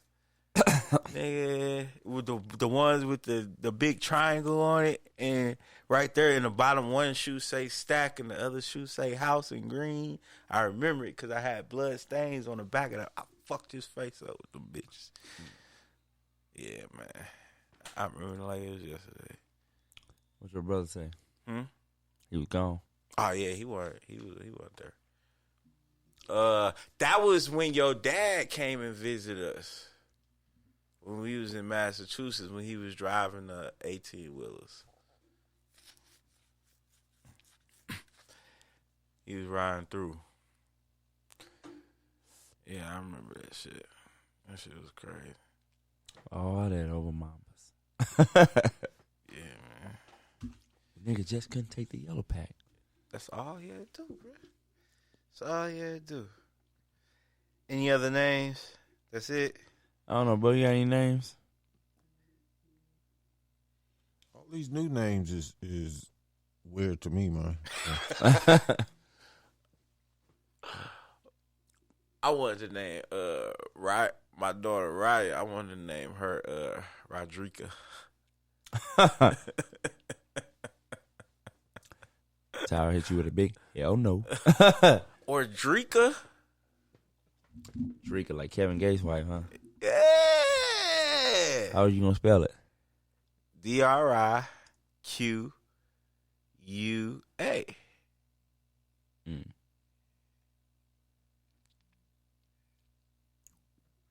And it would have been like her name with the A at the end. See, it would have worked. I'm gonna call her Drika anyway. Yeah, I'm like, who is he talking to? Nah, she gonna get used to it. She young, so she gonna get conditioned to it. I'm gonna just keep calling it, keep saying till she look, and I'm gonna say, yeah. Come here. You gonna mess around and get slapped. All right.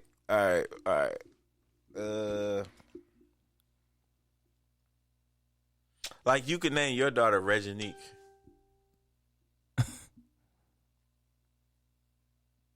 Or Regina. Regina's a common name. Everybody always try to go for the girl version of Reginald. Reginald, yeah. Yeah.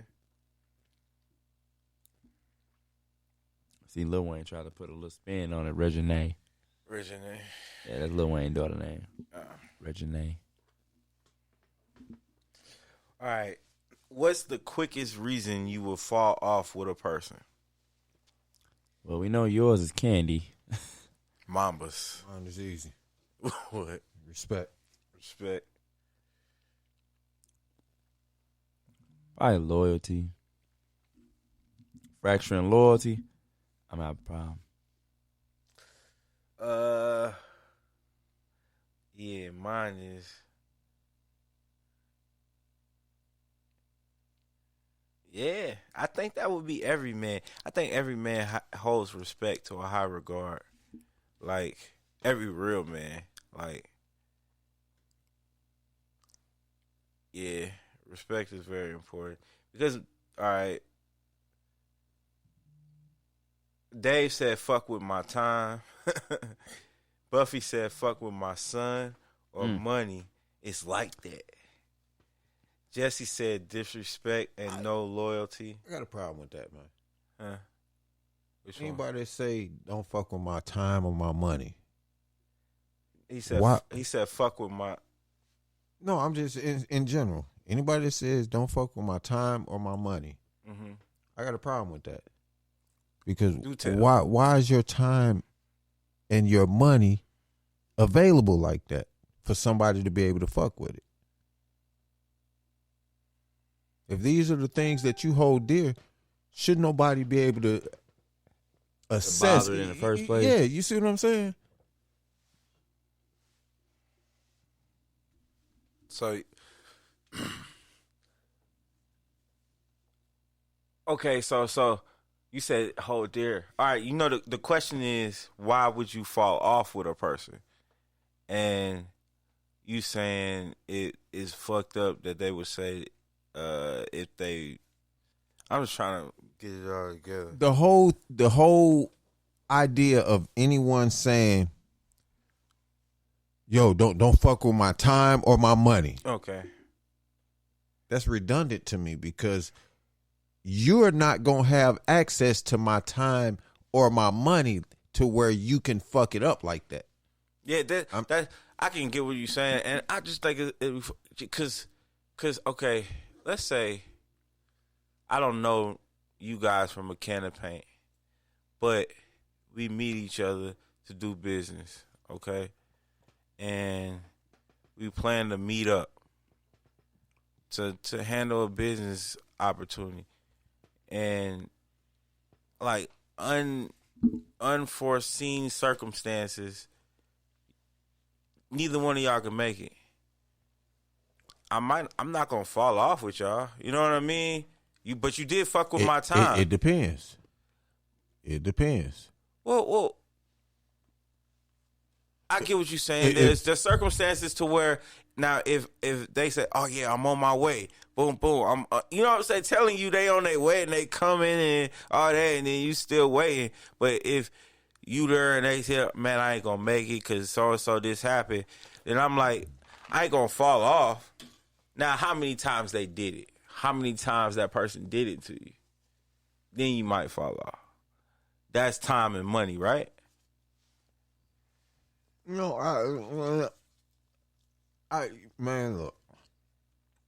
When you talking business, this is just my way of thinking. If you're talking business, you talking about big money acquisitions. All right, so it's money and being involved. Somebody's investing somewhere. Mm-hmm. So, as this business plan is moving forward, it's not just the monies that are involved, the signing of papers that is involved. It's also the watching of character. I got to watch how you move as well as your business practices. You know what I'm saying? Because your business practices may be on point because you got a good lawyer and a good team behind you, but you may be a straight asshole. You see what I'm saying? So That's what I'm watching all that from the door. So if you showing me from the door that you tend to be a minute or two late, or you tend to take your time, you know, with little different acquisitions, dealing with the business, I'm going to automatically start to push away because you could potentially be a problem down the road. Mm-hmm. That's just me.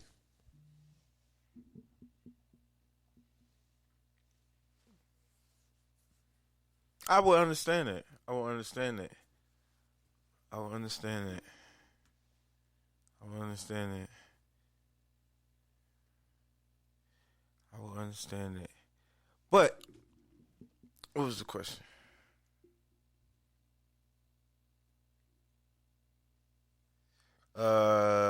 Jesse Jack said disrespect, no loyalty.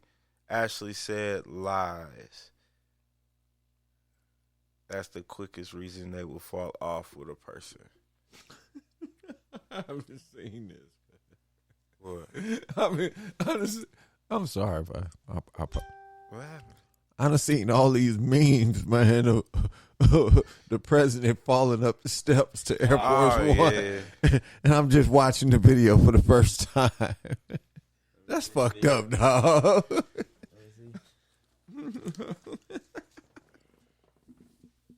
damn.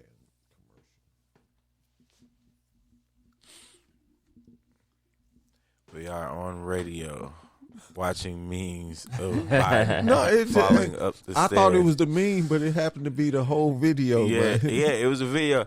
Hey, he started shaking his leg like, man, get back together, motherfucker. Like he trying to run up it a little bit. Damn. Yeah, right there. Right there. Oh, God. Shit. Yeah. What is on this step? Like he snapped his leg back in place. Then you turn around, he like, fuck that, I'm walking. He did. Turn around and salute. I wish I could narrate that video. Oh, somebody already doing it, bro. Believe that. Anyway, I'm sorry, man. I ain't mean to interrupt, man. That shit crazy, man. The shit that goes on today, like back in the day, they used to edit that shit out of the footage. Like, if that would have happened, you know what I'm saying? Just because they had control over it like that. They like that clickbait. Yeah. But now it's like it's a comedic world. Like, we are a reality show. Like, well, it's like that to a certain extent because they trying to kill comedy for real. They don't want you really saying nothing about nobody. You know what I'm saying? For real. And that's what comedians be talking about when everybody's offended. Everybody want an apology. Yeah, right. Everybody, oh, you offending this group. What about these people? Man, but that's what I mean. Like, in 1980, you wouldn't have seen no president tripping up the thing. Even though he did, they would have said, let me see that footage. Cut that out. Cut it. Just have him walk in there and then roll to the footage where he waved. Whatever. That camera didn't get. Somebody's smartphone probably got it. That's why they got to show everything. Now they have to. That's what I mean. Now they have to show everything. Because if they don't show everything, then we got them. Footage. Yeah, we got them. They're guilty of what we've been saying they've been doing all these years is fixing news. You know what I mean? If they cut, we definitely got some of the most controlled news in the majority of countries. Like, our news is hella controlled. Hell yeah, it's controlled. Motherfuckers be making their own news sometimes. I seen one where a news broadcaster was saying a guy was wanted, and then they put the picture of the guy, and it looked just like him. I watched this movie for the first time, man. It's been out for years with Will Ferrell. Yeah. When they the broadcaster, the chase, when he was doing the chase of the car. When I seen that video, man, it sent chills through my bodies, man. So I was like, damn. It's like, keep it rolling. This is getting views. Keep it going. Hey, but I love Anchorman. Yeah, they got Anchorman 2. They got like 2 or 3 of them, don't they? No, they only got the 2. 2. Then they left it at 2 because they said, okay, we got these 2 out. We just need to leave it as a classic. That one, oh man, off the wall topic. Yeah, I kind of like this one, man, because I feel not personally involved. I'm elated for this person, you know, because I'm kind of, I won't say I'm kind of close, but I know him. Rocky's real close with him. What do y'all think about this upcoming battle? Between who? With Hitman and Cassidy. On what, URL? Hey, Hitman made me mad, bro. Why is that? He made me mad with this the head to head.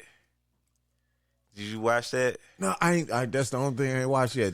All right, go watch the head to head. So him and Cassie are sitting there. They going at it.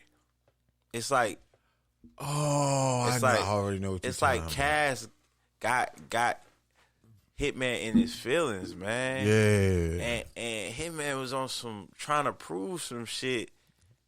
Like, man, I went to school with him, bro. You know what I mean? And some levels don't need to be. Long story short, he got up and got a bag and was like, I light this whole motherfucker out. Like, saying he had a gun in the bag. Like, but tripping for no reason. For nothing. It was just talking shit. Yeah, that's it, bro. Just talking shit. But Hitman was mad, saying he was testing his gangster and all this other stuff. It was one question that got him heated. Yeah. What are you known for? Yeah. What have you done in St. Louis that you're known for? And he got heated. I tell you what, ain't nobody gonna touch me, dude. What's wrong with you, man? Well, he got too many videos knocking out drunk dudes. Yeah, he knocked out that dude in the barbershop.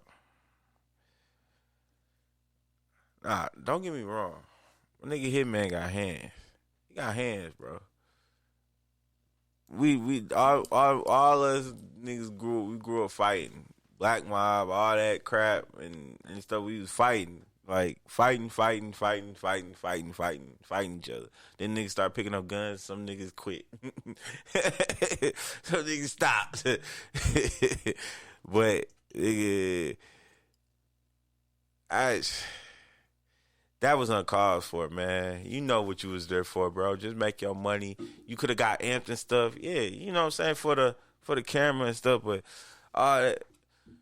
I like this month. You know what I mean? That shit ain't called for. Cass said his side of the story. Hitman was still in his feelings, said he was testing me and all this other stuff. But Cass was like, man, it was me, 4 niggas, 5 bitches. It wasn't a whole bunch of my goons in there. It was all my business people. I'm like, yo.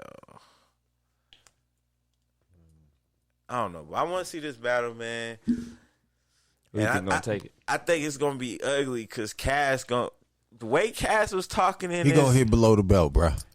The way Cass was talking in his interview, he had a great point. So what Cass said, matter of fact, let me go to the interview and I'll go to the end part. Keep talking. Who you think gonna win? It's gonna be hard, man. I think if Cassidy in his bag, he'll get him.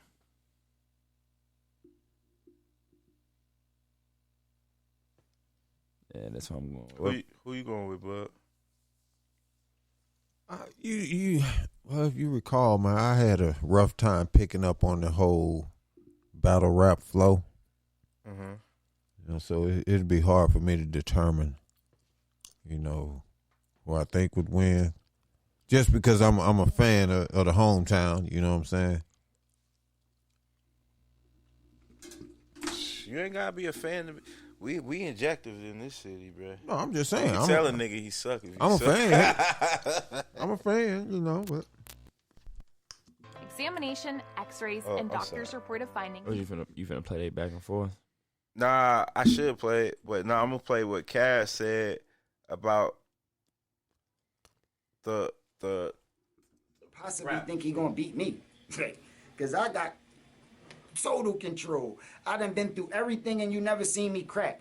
I done been on stage, the whole fucking crowd acting like they against me cause the Avengers started it. Then it just built up and it just went through the whole crowd. The whole crowd booing me and you still ain't see me choke. You still ain't see me lose my composure. You still ain't see me lose my confidence. I still got through my round and they want to talk about performance when I see these so-called niggas they say have performance choke so many times. And the crowd wasn't even booing them. The crowd wasn't even booing them. They had all the time in the world to do what they want to do and they still was choking, but they could perform. All right, man, you need to take the time that you was working on doing the gun sound or doing the hand sound or practice falling and somebody catching you. The time that you spend rehearsing that, you need to rehearse on writing better raps, writing some shit that register, piecing up more syllables and saying some different shit than you said from the last battle. That's what I think. I'll be more entertained by that. I know people entertained by different stuff, but if I want to see people fall and dance and do shit, there's wild YouTube shit, videos, all type of TikTok shit you could watch with niggas doing that type of shit. But I want to see niggas rapping barred out. And I'm entertained by a nigga just impressing me with bars and saying some crazy shit. I feel him. Yeah. That's what the rap battle about. See, it has turned to a show because it's videotape. Theatrics. You know what I'm saying? Like, that's why Hitman is so famous because one of his biggest gimmicks is he say something and then Show Out come out. His little brother, he come out and he, you know what I'm saying, say something to the rap. Punchline. Yeah, and everybody be like, oh, you know what I mean? So yeah, they full of gimmicks, but Hitman be coming with some heat sometimes, bro. I ain't gonna say. But yeah, I'm gonna play the back and forth with a little bit when they got into it.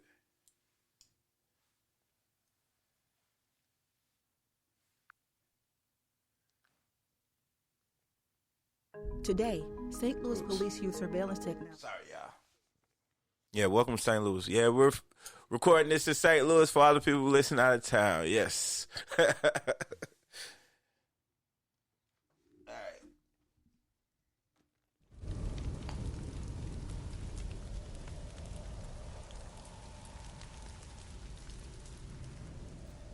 We're going to just listen to some of the beginning, and then I'm going to go to the one where it just talked about the heat part where it got heated. Right now, that he can say to me, like he said to somebody else, that you think that's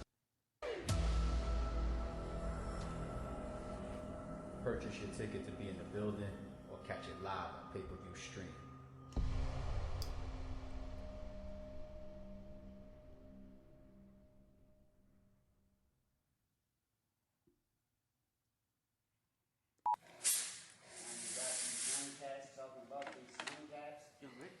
young rats talking about how they from see him in the street. I don't see none of that. Damn, playboy. Fuck is the at? Cassidy came in rapping, bro. Those ain't Rolex diamonds. What the fuck you done to that? These niggas is funny to me. Selling records being you, but yet you want to be me. It's like for every buck you make, it's like 100 for me. Look at this man rapping, brother. But I done did it. Y'all want to take my flow and run with it? That's cool. I was the first one with it. What up? It's your boy ARP and Rare Breed Entertainment is the movement. April 3rd, Max Out shit is going down. Go to rarebreedent.com. Secure your live pay-per-view, your tickets, be in the building to witness history. Be on the stream, which you are looking at right now, is possibly one of the biggest main events in battle rap history ever. Don't say possibly, it is, man. Doing business with you. You know how we do it. So first and foremost, how y'all doing? Tell them about the records we broke, man. Off the announcement alone. Yeah, we doing that. We talking about trending nationwide. The first time it happened for an announcement, 2 different battlers from a card. Not a whole card. I believe so. Nobody tested that. So it ain't happened before. Nobody contested that. Car's been trending, battle release has been trending, but an announcement, 2 battlers from the same announcement, never happened before. I'm glad you said that. Why you glad I said that? Why glad I said that? I mean, you know, his energy be like, he always the one that started, like, but if it ain't happened with Goods, it ain't happened with Arsenal, it happened with Hitman, that seemed like another energy collided with that, right? That's what it sounded like to me. I don't know. That's what it sounded like to me. I don't know what the fuck he trying to say. Like I said before, this nigga was replaceable. When we locked it down and you knew you had me, that was all you needed. You could have put anybody there. You was my third option. You weren't my first option, bro. Why you making it seem like you got this option? You was on the card. You had the option to be on the card. I was going to be the main event regardless. No, you wasn't going to be the main event after I got booked. How? It's impossible for you to be the main event. After your last 2 showings, Hitman? It don't even matter. I could battle a nigga from down the street, and you could battle the biggest nigga in the world, and I'm still going to be the headline. You don't have a battle with more numbers than mine. So stop talking like that. First of all, second of all, I was main event the last 7 years, bro. I'm not none of them other niggas you talking to, bro. This Hitman, nigga. This ain't none of them, bro. I don't know if you the headline or not, because you don't make no noise. You don't be buzzing. You be battling. I don't even hear about it. You just recently had a battle. It got the most views on this channel. Where is what are you talking though? about? What you mean? Where's that? About it. My last battle got 5 million views, I didn't bro. Hear about My it, last battle on the internet that just hear dropped got 5 million views. I didn't hear about it though. That's your fault. I ain't know you was having one. 5 million. Like anytime I'm about to have a battle, shit lit. You got a battle with 5 million? Pandemonium. Do you got a battle with 5 million? Every fucking blogger talking about it is pandemonium. You have a battle, nigga. Do you got a battle with 5 million? Answer the question. Yeah, I got battles way over 5 million. You don't got no fucking battle way with 5 million. Well, way over 5 million. First who? Everybody. No, all my battles do numbers. Bro, so hold on. That actually leads me perfectly. Yo, when I battled Disaster, it was fucking YouTube. It was YouTube joints up the first night doing millions and. You can add up all of them battles. You've been in like 70 of them. You can add up all of them. On that same stage, apologize. Arsenal was apologizing because it was about to get ugly for us. A nigga don't gotta apologize. Just like it get ugly for anybody else that tried to get. A nigga not gonna do that. I've been around way longer than you, and nothing never happened to me. Nothing. I never even got plucked, nigga. Bro, fuck is you talking about? I never even got plucked before. I'm really in that. And I've been in the streets with real niggas. You talking about Arsenal? I'm really in that. He a battle rapper. Like, what the fuck Arsenal gonna do? You brought up tough shit. I've been in the streets with real niggas and nothing ever happened to me. You brought up tough shit. You talking about battle rap shit. You brought up tough shit, bro. No, I'm talking about real shit. You brought up tough shit, bro. You talking about battle rap shit. Shit in the city, talking about bro. Arsenal. I'm shit in the city. I'm more good in Philly than you. Fuck is you talking about? How? Don't get on that topic. Where you from? Don't got St. Louis, nigga. The dangerous city in America, nigga. Fuck is you talking about? Laugh, Google that. Everything I'm saying tonight is facts. All the laughing and co-signing, I'm betting on everything I say. I've been on St. Louis before a lot of times, and I ain't see you. Fuck is y'all talking about? I've been on St. Louis plenty of times before. I ain't see you doing nothing in the street. When I go to St. Louis, nobody don't bring your name up. Nobody don't gotta tap in with you when they go to St. Louis. I bet nigga don't touch me. I bet nigga don't touch me. What is you talking about? I bet nigga don't touch me. Talking like you like you the nigga they gotta tap into when they go to St. Louis. Ask around. You just grew up there. Ask around. So what? Ask around, bro. So what? You Ask just was born there. You have to know it ain't like you put in no work or did nothing there. It's not like you did nothing there. Ask around. It's not like you did nothing. Ask around. I ain't gotta ask around. I already know. You don't know I'm talking shit. to you. Why am I asking somebody else when I'm talking to you? Because you act like you don't understand English. No, I do understand English. I'm talking perfect English to you. You're not. You ain't do shit Bro, in St. Louis. Listen, tell me. And you trying to redirect the conversation. I'm You not talking about money. You talking about You St. brought up all Louis. this. You not talking about You brought the up all fact that this. you trash. You brought up tough shit, bro. You about to I ain't bringing nothing about fighting. Before you get on the stage, you bring them followers with you. You bring that money with you. All right, come on. And you bring St. Louis with you. You're going to need everything you could get. Cool. Bro. You're going to need help on stage. All that shit ain't going to help you, bro. Talk. Bro, I'm talking rap with you. You brought up tough shit and fighting, bro. Yeah, I'm known for that. But I'm known for that, bro. I don't know you for that. I'm known for. I don't know you. Do your research. I don't know you for that. Do your research. I don't know you for that. You gonna do your research? I don't know you for that. Do I don't your give a research. fuck what Do you your know research. for. I bet I don't you give don't a play fuck with what you me. know I bet for. you don't play with me. I bet you don't play with me. And I don't watch the nigga grab you. You try to watch the nigga grab grab you. You do it. You grab I don't have to. You grab me now. I'm not. You grab me and watch what happens. I'm not gonna grab you. You grab me and watch what happens. I'm not gonna grab you. You try to grab me. I'm not gonna grab. Why? You try to grab me and watch what happens. Man, I'm talking about Arsenal. blood around your mouth. You try to grab me and watch what happens. You try to grab me and watch what happens. You try to grab me and watch what happens. All right. You try to grab me and watch what happens. Some stupid shit. You try to grab me and watch what happens.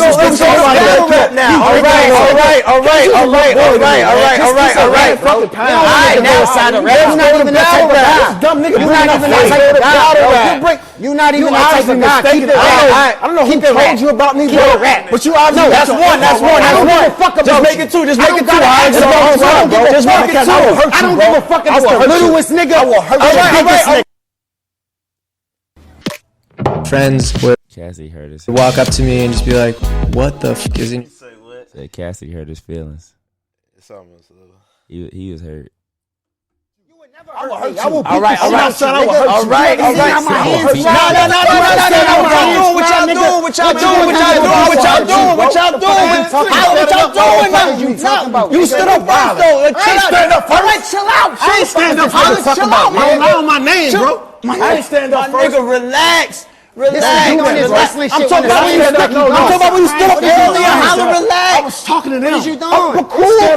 It's all energy, my nigga. Everybody calm down. My nigga, I'm not trying to blame you for nothing, my nigga. Let's get this face off going. I ain't for none of that. All right, everybody calm down. Calm down, my nigga. Y'all don't need to be threatening, my nigga. My nigga, chill. He brought up fighting. All right, chill, Cash. Chill. Let's keep it battle rap now. All battle rap, my nigga. This nigga. All battle rap now. Hey, watch what you do, bro. Watch what you do, bro, because I'll really hurt you. They go battle rap. I don't give a fuck. I don't give a fuck. Whatever way it go. And I'm solo. Whatever way it go. Whatever way it go. Whatever way it go. I don't give a fuck. Don't play with me, bro. There's no need. Whatever way you want it to go. Stay in your seat. Stay in your seat. Whatever way you want it to go. Stay in your seat. Just stay in your seat, my nigga. Stay in your seat. Just stay in your seat. That's what I'm saying. Like, I got different type of niggas in here. Stop standing up like you about to do something. Hey, threaten me again, bro. Man, I'm gonna sit right here. I'm gonna sit right here. Threaten me. I don't like the threats. I don't like the threat. So let's go all battle rap. Let's go all battle rap. Let's go all battle rap. Threaten me again. Keep it battle rap. Keep it battle rap. Keep it battle rap. This motherfucker again like I'm one of these goofs. I don't take that lightly. One of your niggas in here. I said what I said. I said what I said. Google. Man, John, this nigga retarded. On Pyru. Fuck is you time? I don't bring up no motherfucking street shit to me, nigga. Everybody good. Everybody good. Everybody good. I said what I said. All right. I'll just give it a second. Let's just give it a second to calm down. Let's just give it a second to calm down. You should have been playing tough. Yo, knowledge. Give me that bag. Give me that bag. Give me that bag. When them niggas took your fake ass rolling your Nick Cannon chain, you should have been running to get back then. You should have been acting tough like you read about that. You not acting tough like you do. You should have been acting tough like that then, nigga. You bitch ass nigga. You should have been acting tough then. You should have been acting tough then. Niggas took your fake ass watching to get chain.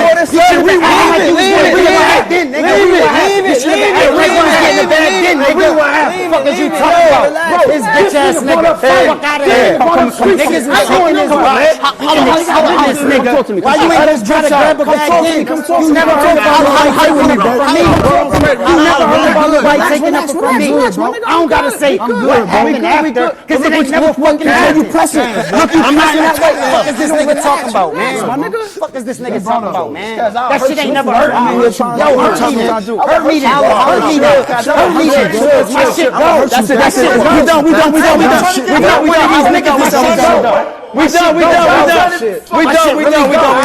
Like, I don't know who the fuck think this is. My shit really rewind the footage and tell me what this combo went up, man. Rewind the footage and tell me what this combo. Put my bag down. Come on. Nigga threaten me, tell some niggas in here. Man, don't threaten me. I came in to talk rap, bro. We good. Holla, we good. Yeah. We just came and tell me who changed the topic. Relax. Man, I ain't, man. Relax. All right. Yeah, man. Relax. Come talk to me. Hey, Cass, you gonna find out the hard way. Holla. You gonna find out the hard way, nigga. Holla. Just come talk to me. Man, got 15 niggas that don't threaten me like that, bro. You held yourself down. Come talk to me now. How relax, my nigga. Just relax for a second. You got it. Man, you crazy, bro. You held yourself down, my nigga. You still pressing that way, my nigga. I just need you to calm down a little bit. Cool. Can you come step with me for a second? I ain't stepping nowhere. You want to end it? Just tell me what you want to do. You want to end it? I ain't going on here. So let me know what you want to do. I'm here, bro. I flew down here from New York. You see I'm trying to get the you crazy. Hey, get it right. Yo. Hey, John. My brother. I know it's my first time meeting you, bro. Hey, let's go catch a fade, Cass. No, there's gonna be no fade. There's not gonna be a fade. There's not gonna be a fade. There's not gonna be no fade. There's gonna be no fade. Well, find out what happened. You don't know what happened. You know what? Come on, let me get Cass. Let me bring Cass. Hey, Cass. My son can die if I'm lying. My son can die if I'm lying. Bitch ass nigga. Yo, I ain't worried about nothing. Don't worry about it. Read the footage. I'm talking about battle rap. He brought up fighting. He brought up guns. He brought up street shit. I know. Yeah, man. I gotta hit. Install the Chime app today. And That's what happened, man.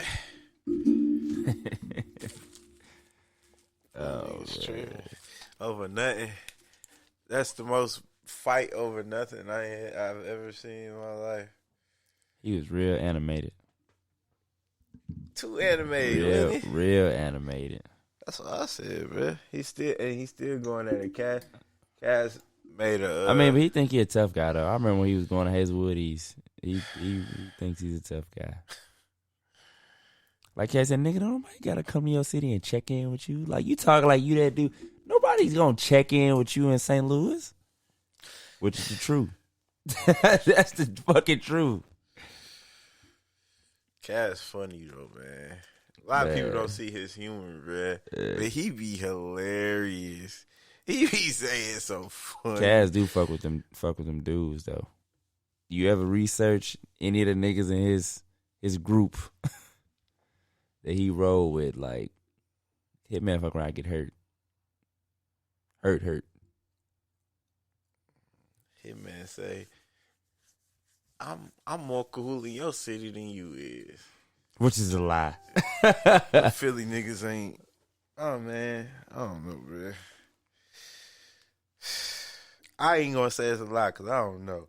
Man, but when you see Philly, you know Cass, yeah, that's you what know I'm saying. Meek. You know what I'm saying? Like, I don't think he realized who he was talking to. So like that's what I think it was. Like I don't think he realized.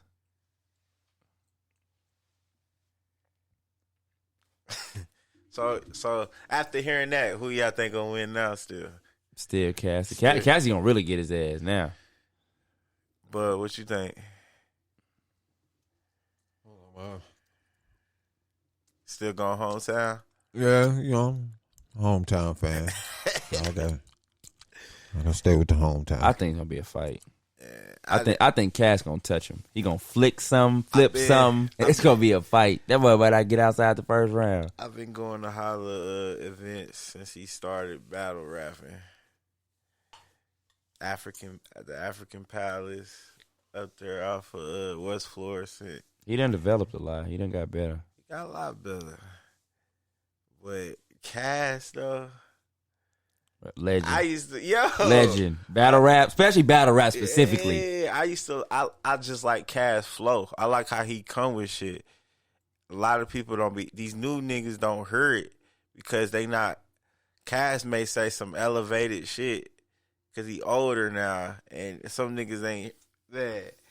They just want you to describe the gun that you talking about shooting. Like that to them, that's the hardest shit. Yeah. With the nice breakup, a lot of I go blah, then I come through and or if you say like I hit you with the AR in America right by you, like put A and R together. You know what I'm saying? They like when you use the words and then spell the word. They love a play on words. Yeah. That's a new rap. I hit my he the one that was talking tough shit. Like, okay, but it's been switched to fucking back to rap. Cassidy and you kept trying to switch it back to rap. He was like, "Cause I'm just gonna kill." You know what I'm saying? You trash. You know what I'm saying? Talking about rap. He's like, he kept getting mad, saying, "Nah, he's talking about fighting." Like it was like he didn't want to do the interview. He came in there to be. I don't know why Hitman be thinking he is the toughest thing walking around though. But we got it on YouTube. You do be catching a lot of niggas off guard and hitting their ass. We get it. Like, we get it. Man, look. It's not too many times where I see him I ain't saying nothing. actually I square ain't gonna up be that and guy. get with somebody. I ain't gonna be that guy. Cause you know how that guy always look. He always look like the hater. You hating cause he made it and all that. So I shut up about a lot of shit I know about guys that are in big platforms. Cause we know a lot of guys that are you know what I mean? In a big stage. People hate when you tell the truth, man. When they like to build a fantasy, and at any point, if you sprinkle in some reality, man, you just a hater, man. That's all it is. You just a hater. Like, no, bro. Like, what I'm saying, these are real things. This really happened. That's what I just. Well, what you bringing it up now for? It don't even matter. I got his little brother on this wall. I'm signing this Oh, wall. yeah. Yeah. This is the studio we was at. Where is that? Somewhere on there. This was that group. This was the Young Stunners. Yeah, man.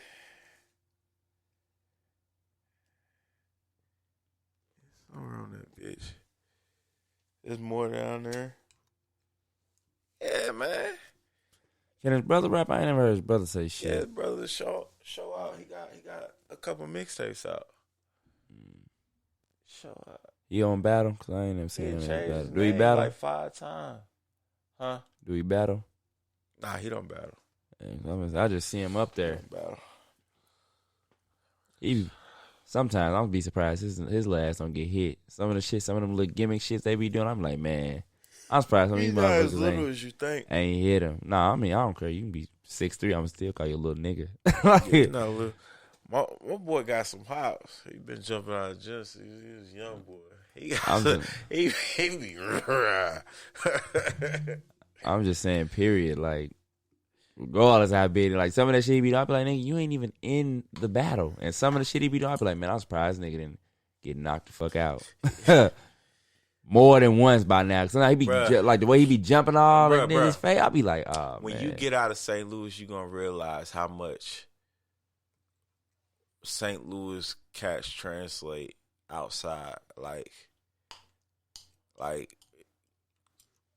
we translate out into the world, bro. When you go to another city, you realize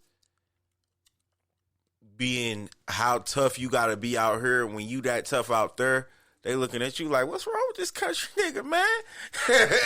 Bruh, as long as I travel with the military, every time we moved to a different place, I went to a different school, they always ask, where you from?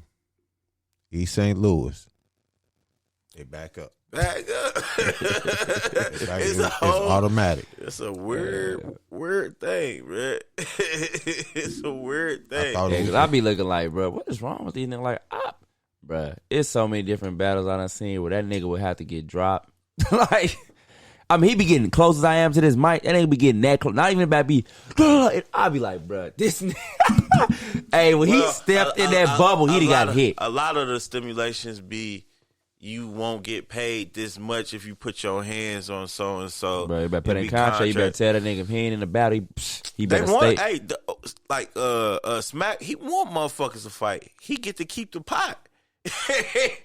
You contract null and void if you put your hands on somebody. You lose your amount, the back end. You get paid in the front end a couple to get there. You know what I mean? But you lose your back end if you fuck up the contract. So, shit. Smack, like, go ahead. Sometimes he be like, because he want a good show, you know what I mean? He don't want to fuck it up. That's when you gotta have one of your cats. Like when they get ready to come up, hit forearm right to the shot. Stop. Stop that nigga right in the track. Stop. Right in the tracks. Let it breathe. Let it marinate. Nah, I ain't talking about Smack. I'm talking about the niggas that be battling because they love to do that. I'm like, hey, this nigga come flying over here. Stop that nigga in his tracks. Here go a couple hundred. Stop that nigga in his tracks. Don't let that nigga get within 3 feet of me. Them niggas would be so surprised. First thing he'd do is try to grab him. Nigga, don't touch me. I was like, hey. Them niggas be thinking they is hard as a motherfucker. I be like, man. Somebody gonna fuck y'all up. That's all I be thinking. Somebody gonna fuck y'all up. Man, look. You see, that nigga here, man, he always, anytime you see him, he always act like, basically, he just like he be screaming, I'm the toughest nigga in the world.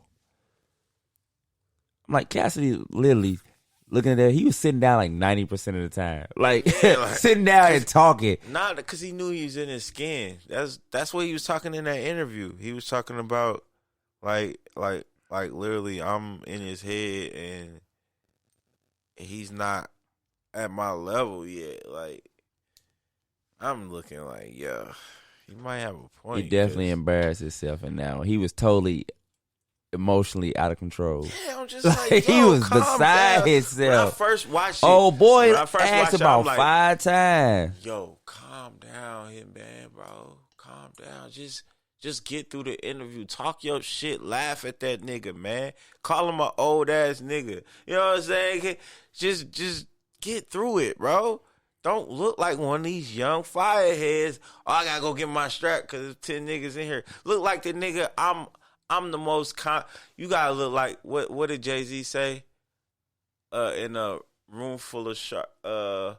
He gotta be confident in a room full of sharks. You know what I mean? He gotta be in there like, nigga, I know I lunch meat, but I'm finna walk in and walk out of this motherfucker without a bite. And come in there, man. I'm just saying, I would have played that position a whole lot different. Man, he ain't even young like that no more. He young, but he not young like that. He between me and you. He 34. He 32. He 32. Nah. Yes, bro. He is 32.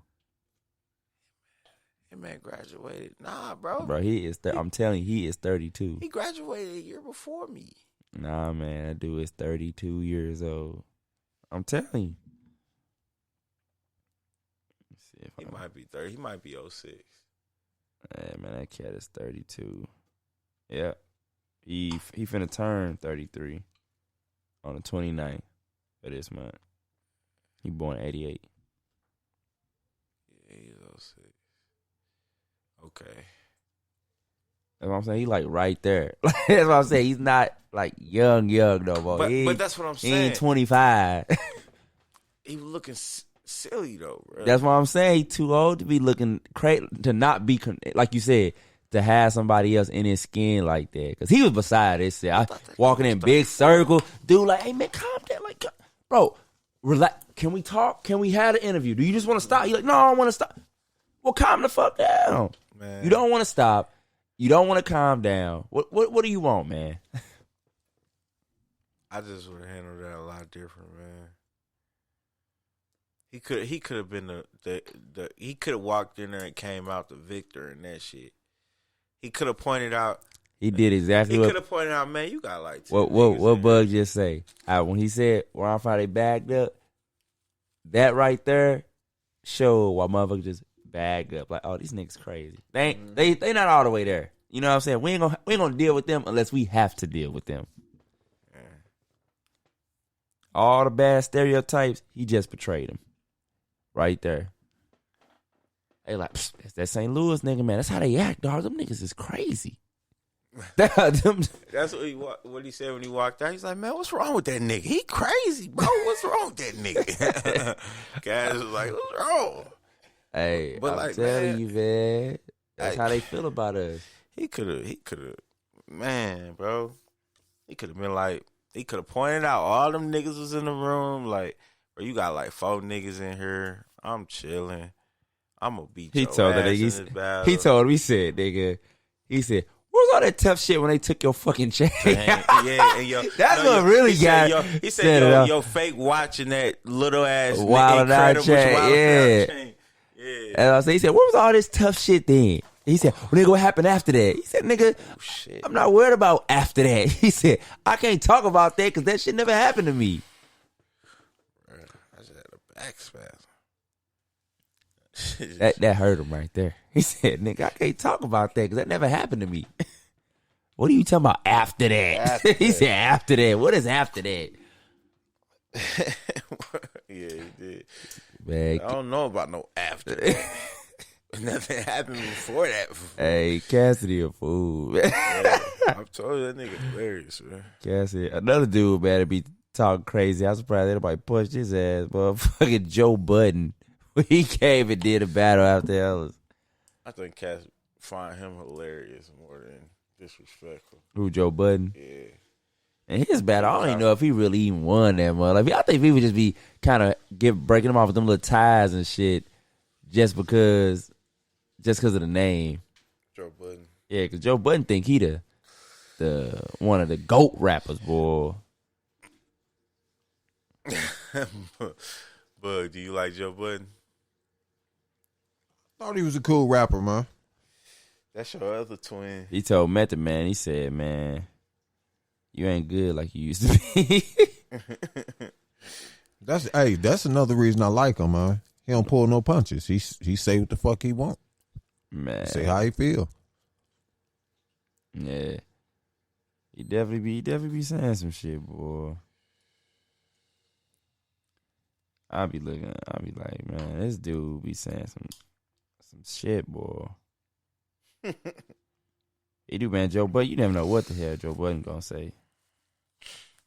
That group was trash. I don't know why people like Slaughterhouse so bad. I hated their music, bro. I hated Ortiz. I didn't like him. Who was that other cat in that motherfucker? See, that's why I don't even know the other guys. I used to be like, man, how did these niggas get on? They used to be rapping forever on the motherfucker, talking about shit that don't even go together. They just say, put shit together, just say shit. Yeah. I used to hate that shit. God damn.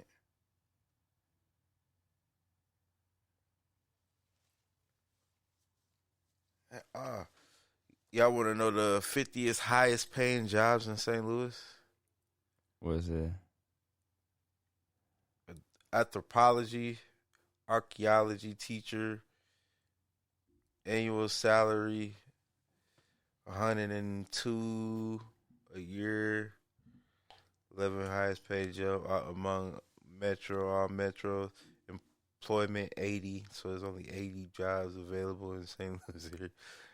Nurse midwives. Annual mean salary $102 a year. God damn. What are you making that shit at? Midwife nurses. Motherfuckers that help with babies and shit. A nurse practitioner. Nurse practitioner, 103. How is that? Why is that not more? Oh, because they get more in the back end. Damn, I didn't know that. I might be a nurse. Computer network architects, 103.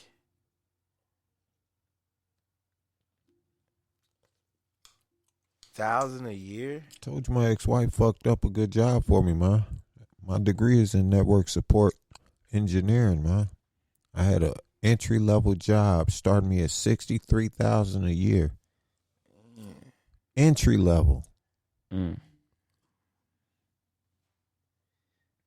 Chemical engineer, 103. Education administrator, 103. Damn. Atmosphere, earth, marine, and space science teachers, post-secondary, 104. Computer hardware engineer, 104. God damn. Nationally, 123. Political science teacher, post-secondary, 106. I'm gonna get to the top 20. What the fuck? I'm gonna get pharmacist, 124,000. Really? I might go get me a degree.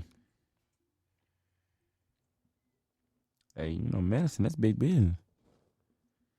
Advertisement and promotional managers, 126,000. Where are these jobs? It's only 170 in the Metro East in St. Louis. 170 of these jobs. Purchasing manager. What? That's what she got a degree in. 126, huh? Who got a degree in $126,000. Where are these jobs at? They don't be just posting in regular places. I see. Computer and information system manager, 137,000. All right, I'm finna go to the top. What top? I'm gonna go to the top 5. All right, ding, ding, ding. Top 5. Gynecologist. Gynecologist, $201,000 annual salary. Power of the pussy. Power of the pussy. Chief executive, $202,000. General internal medicine physicians, $209,000. That's a doctor, I get. Psychiatrist, $219,000. I'm finna go back to school, bro. Anesthesiologist, $272,000. I'm going back to school. God damn.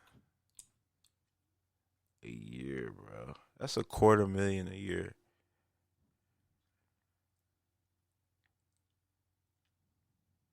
That's crazy. Derrick Rose is back with the Knicks. Thought I'd just share that. He had COVID. And that COVID is real.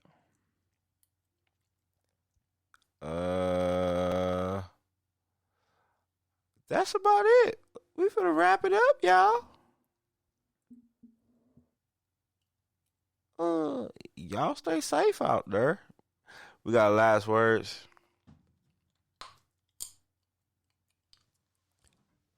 Hey, if you're investing, look to the future, not the past.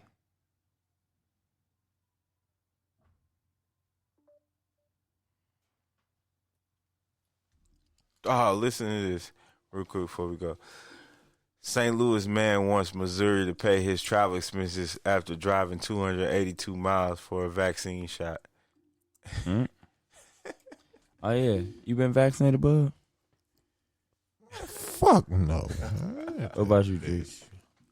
Nah, I know some people, man, pretty close to me that's actually and got the vaccine. I know some people got vaccine. And look, in my job, there's 3 people that works in our entire complex. I asked my boss Friday, I think it was, just by chance, hey, you getting that vaccine? He spun around in his chair, and the same way I just answered you is the same way he answered me. Fuck no.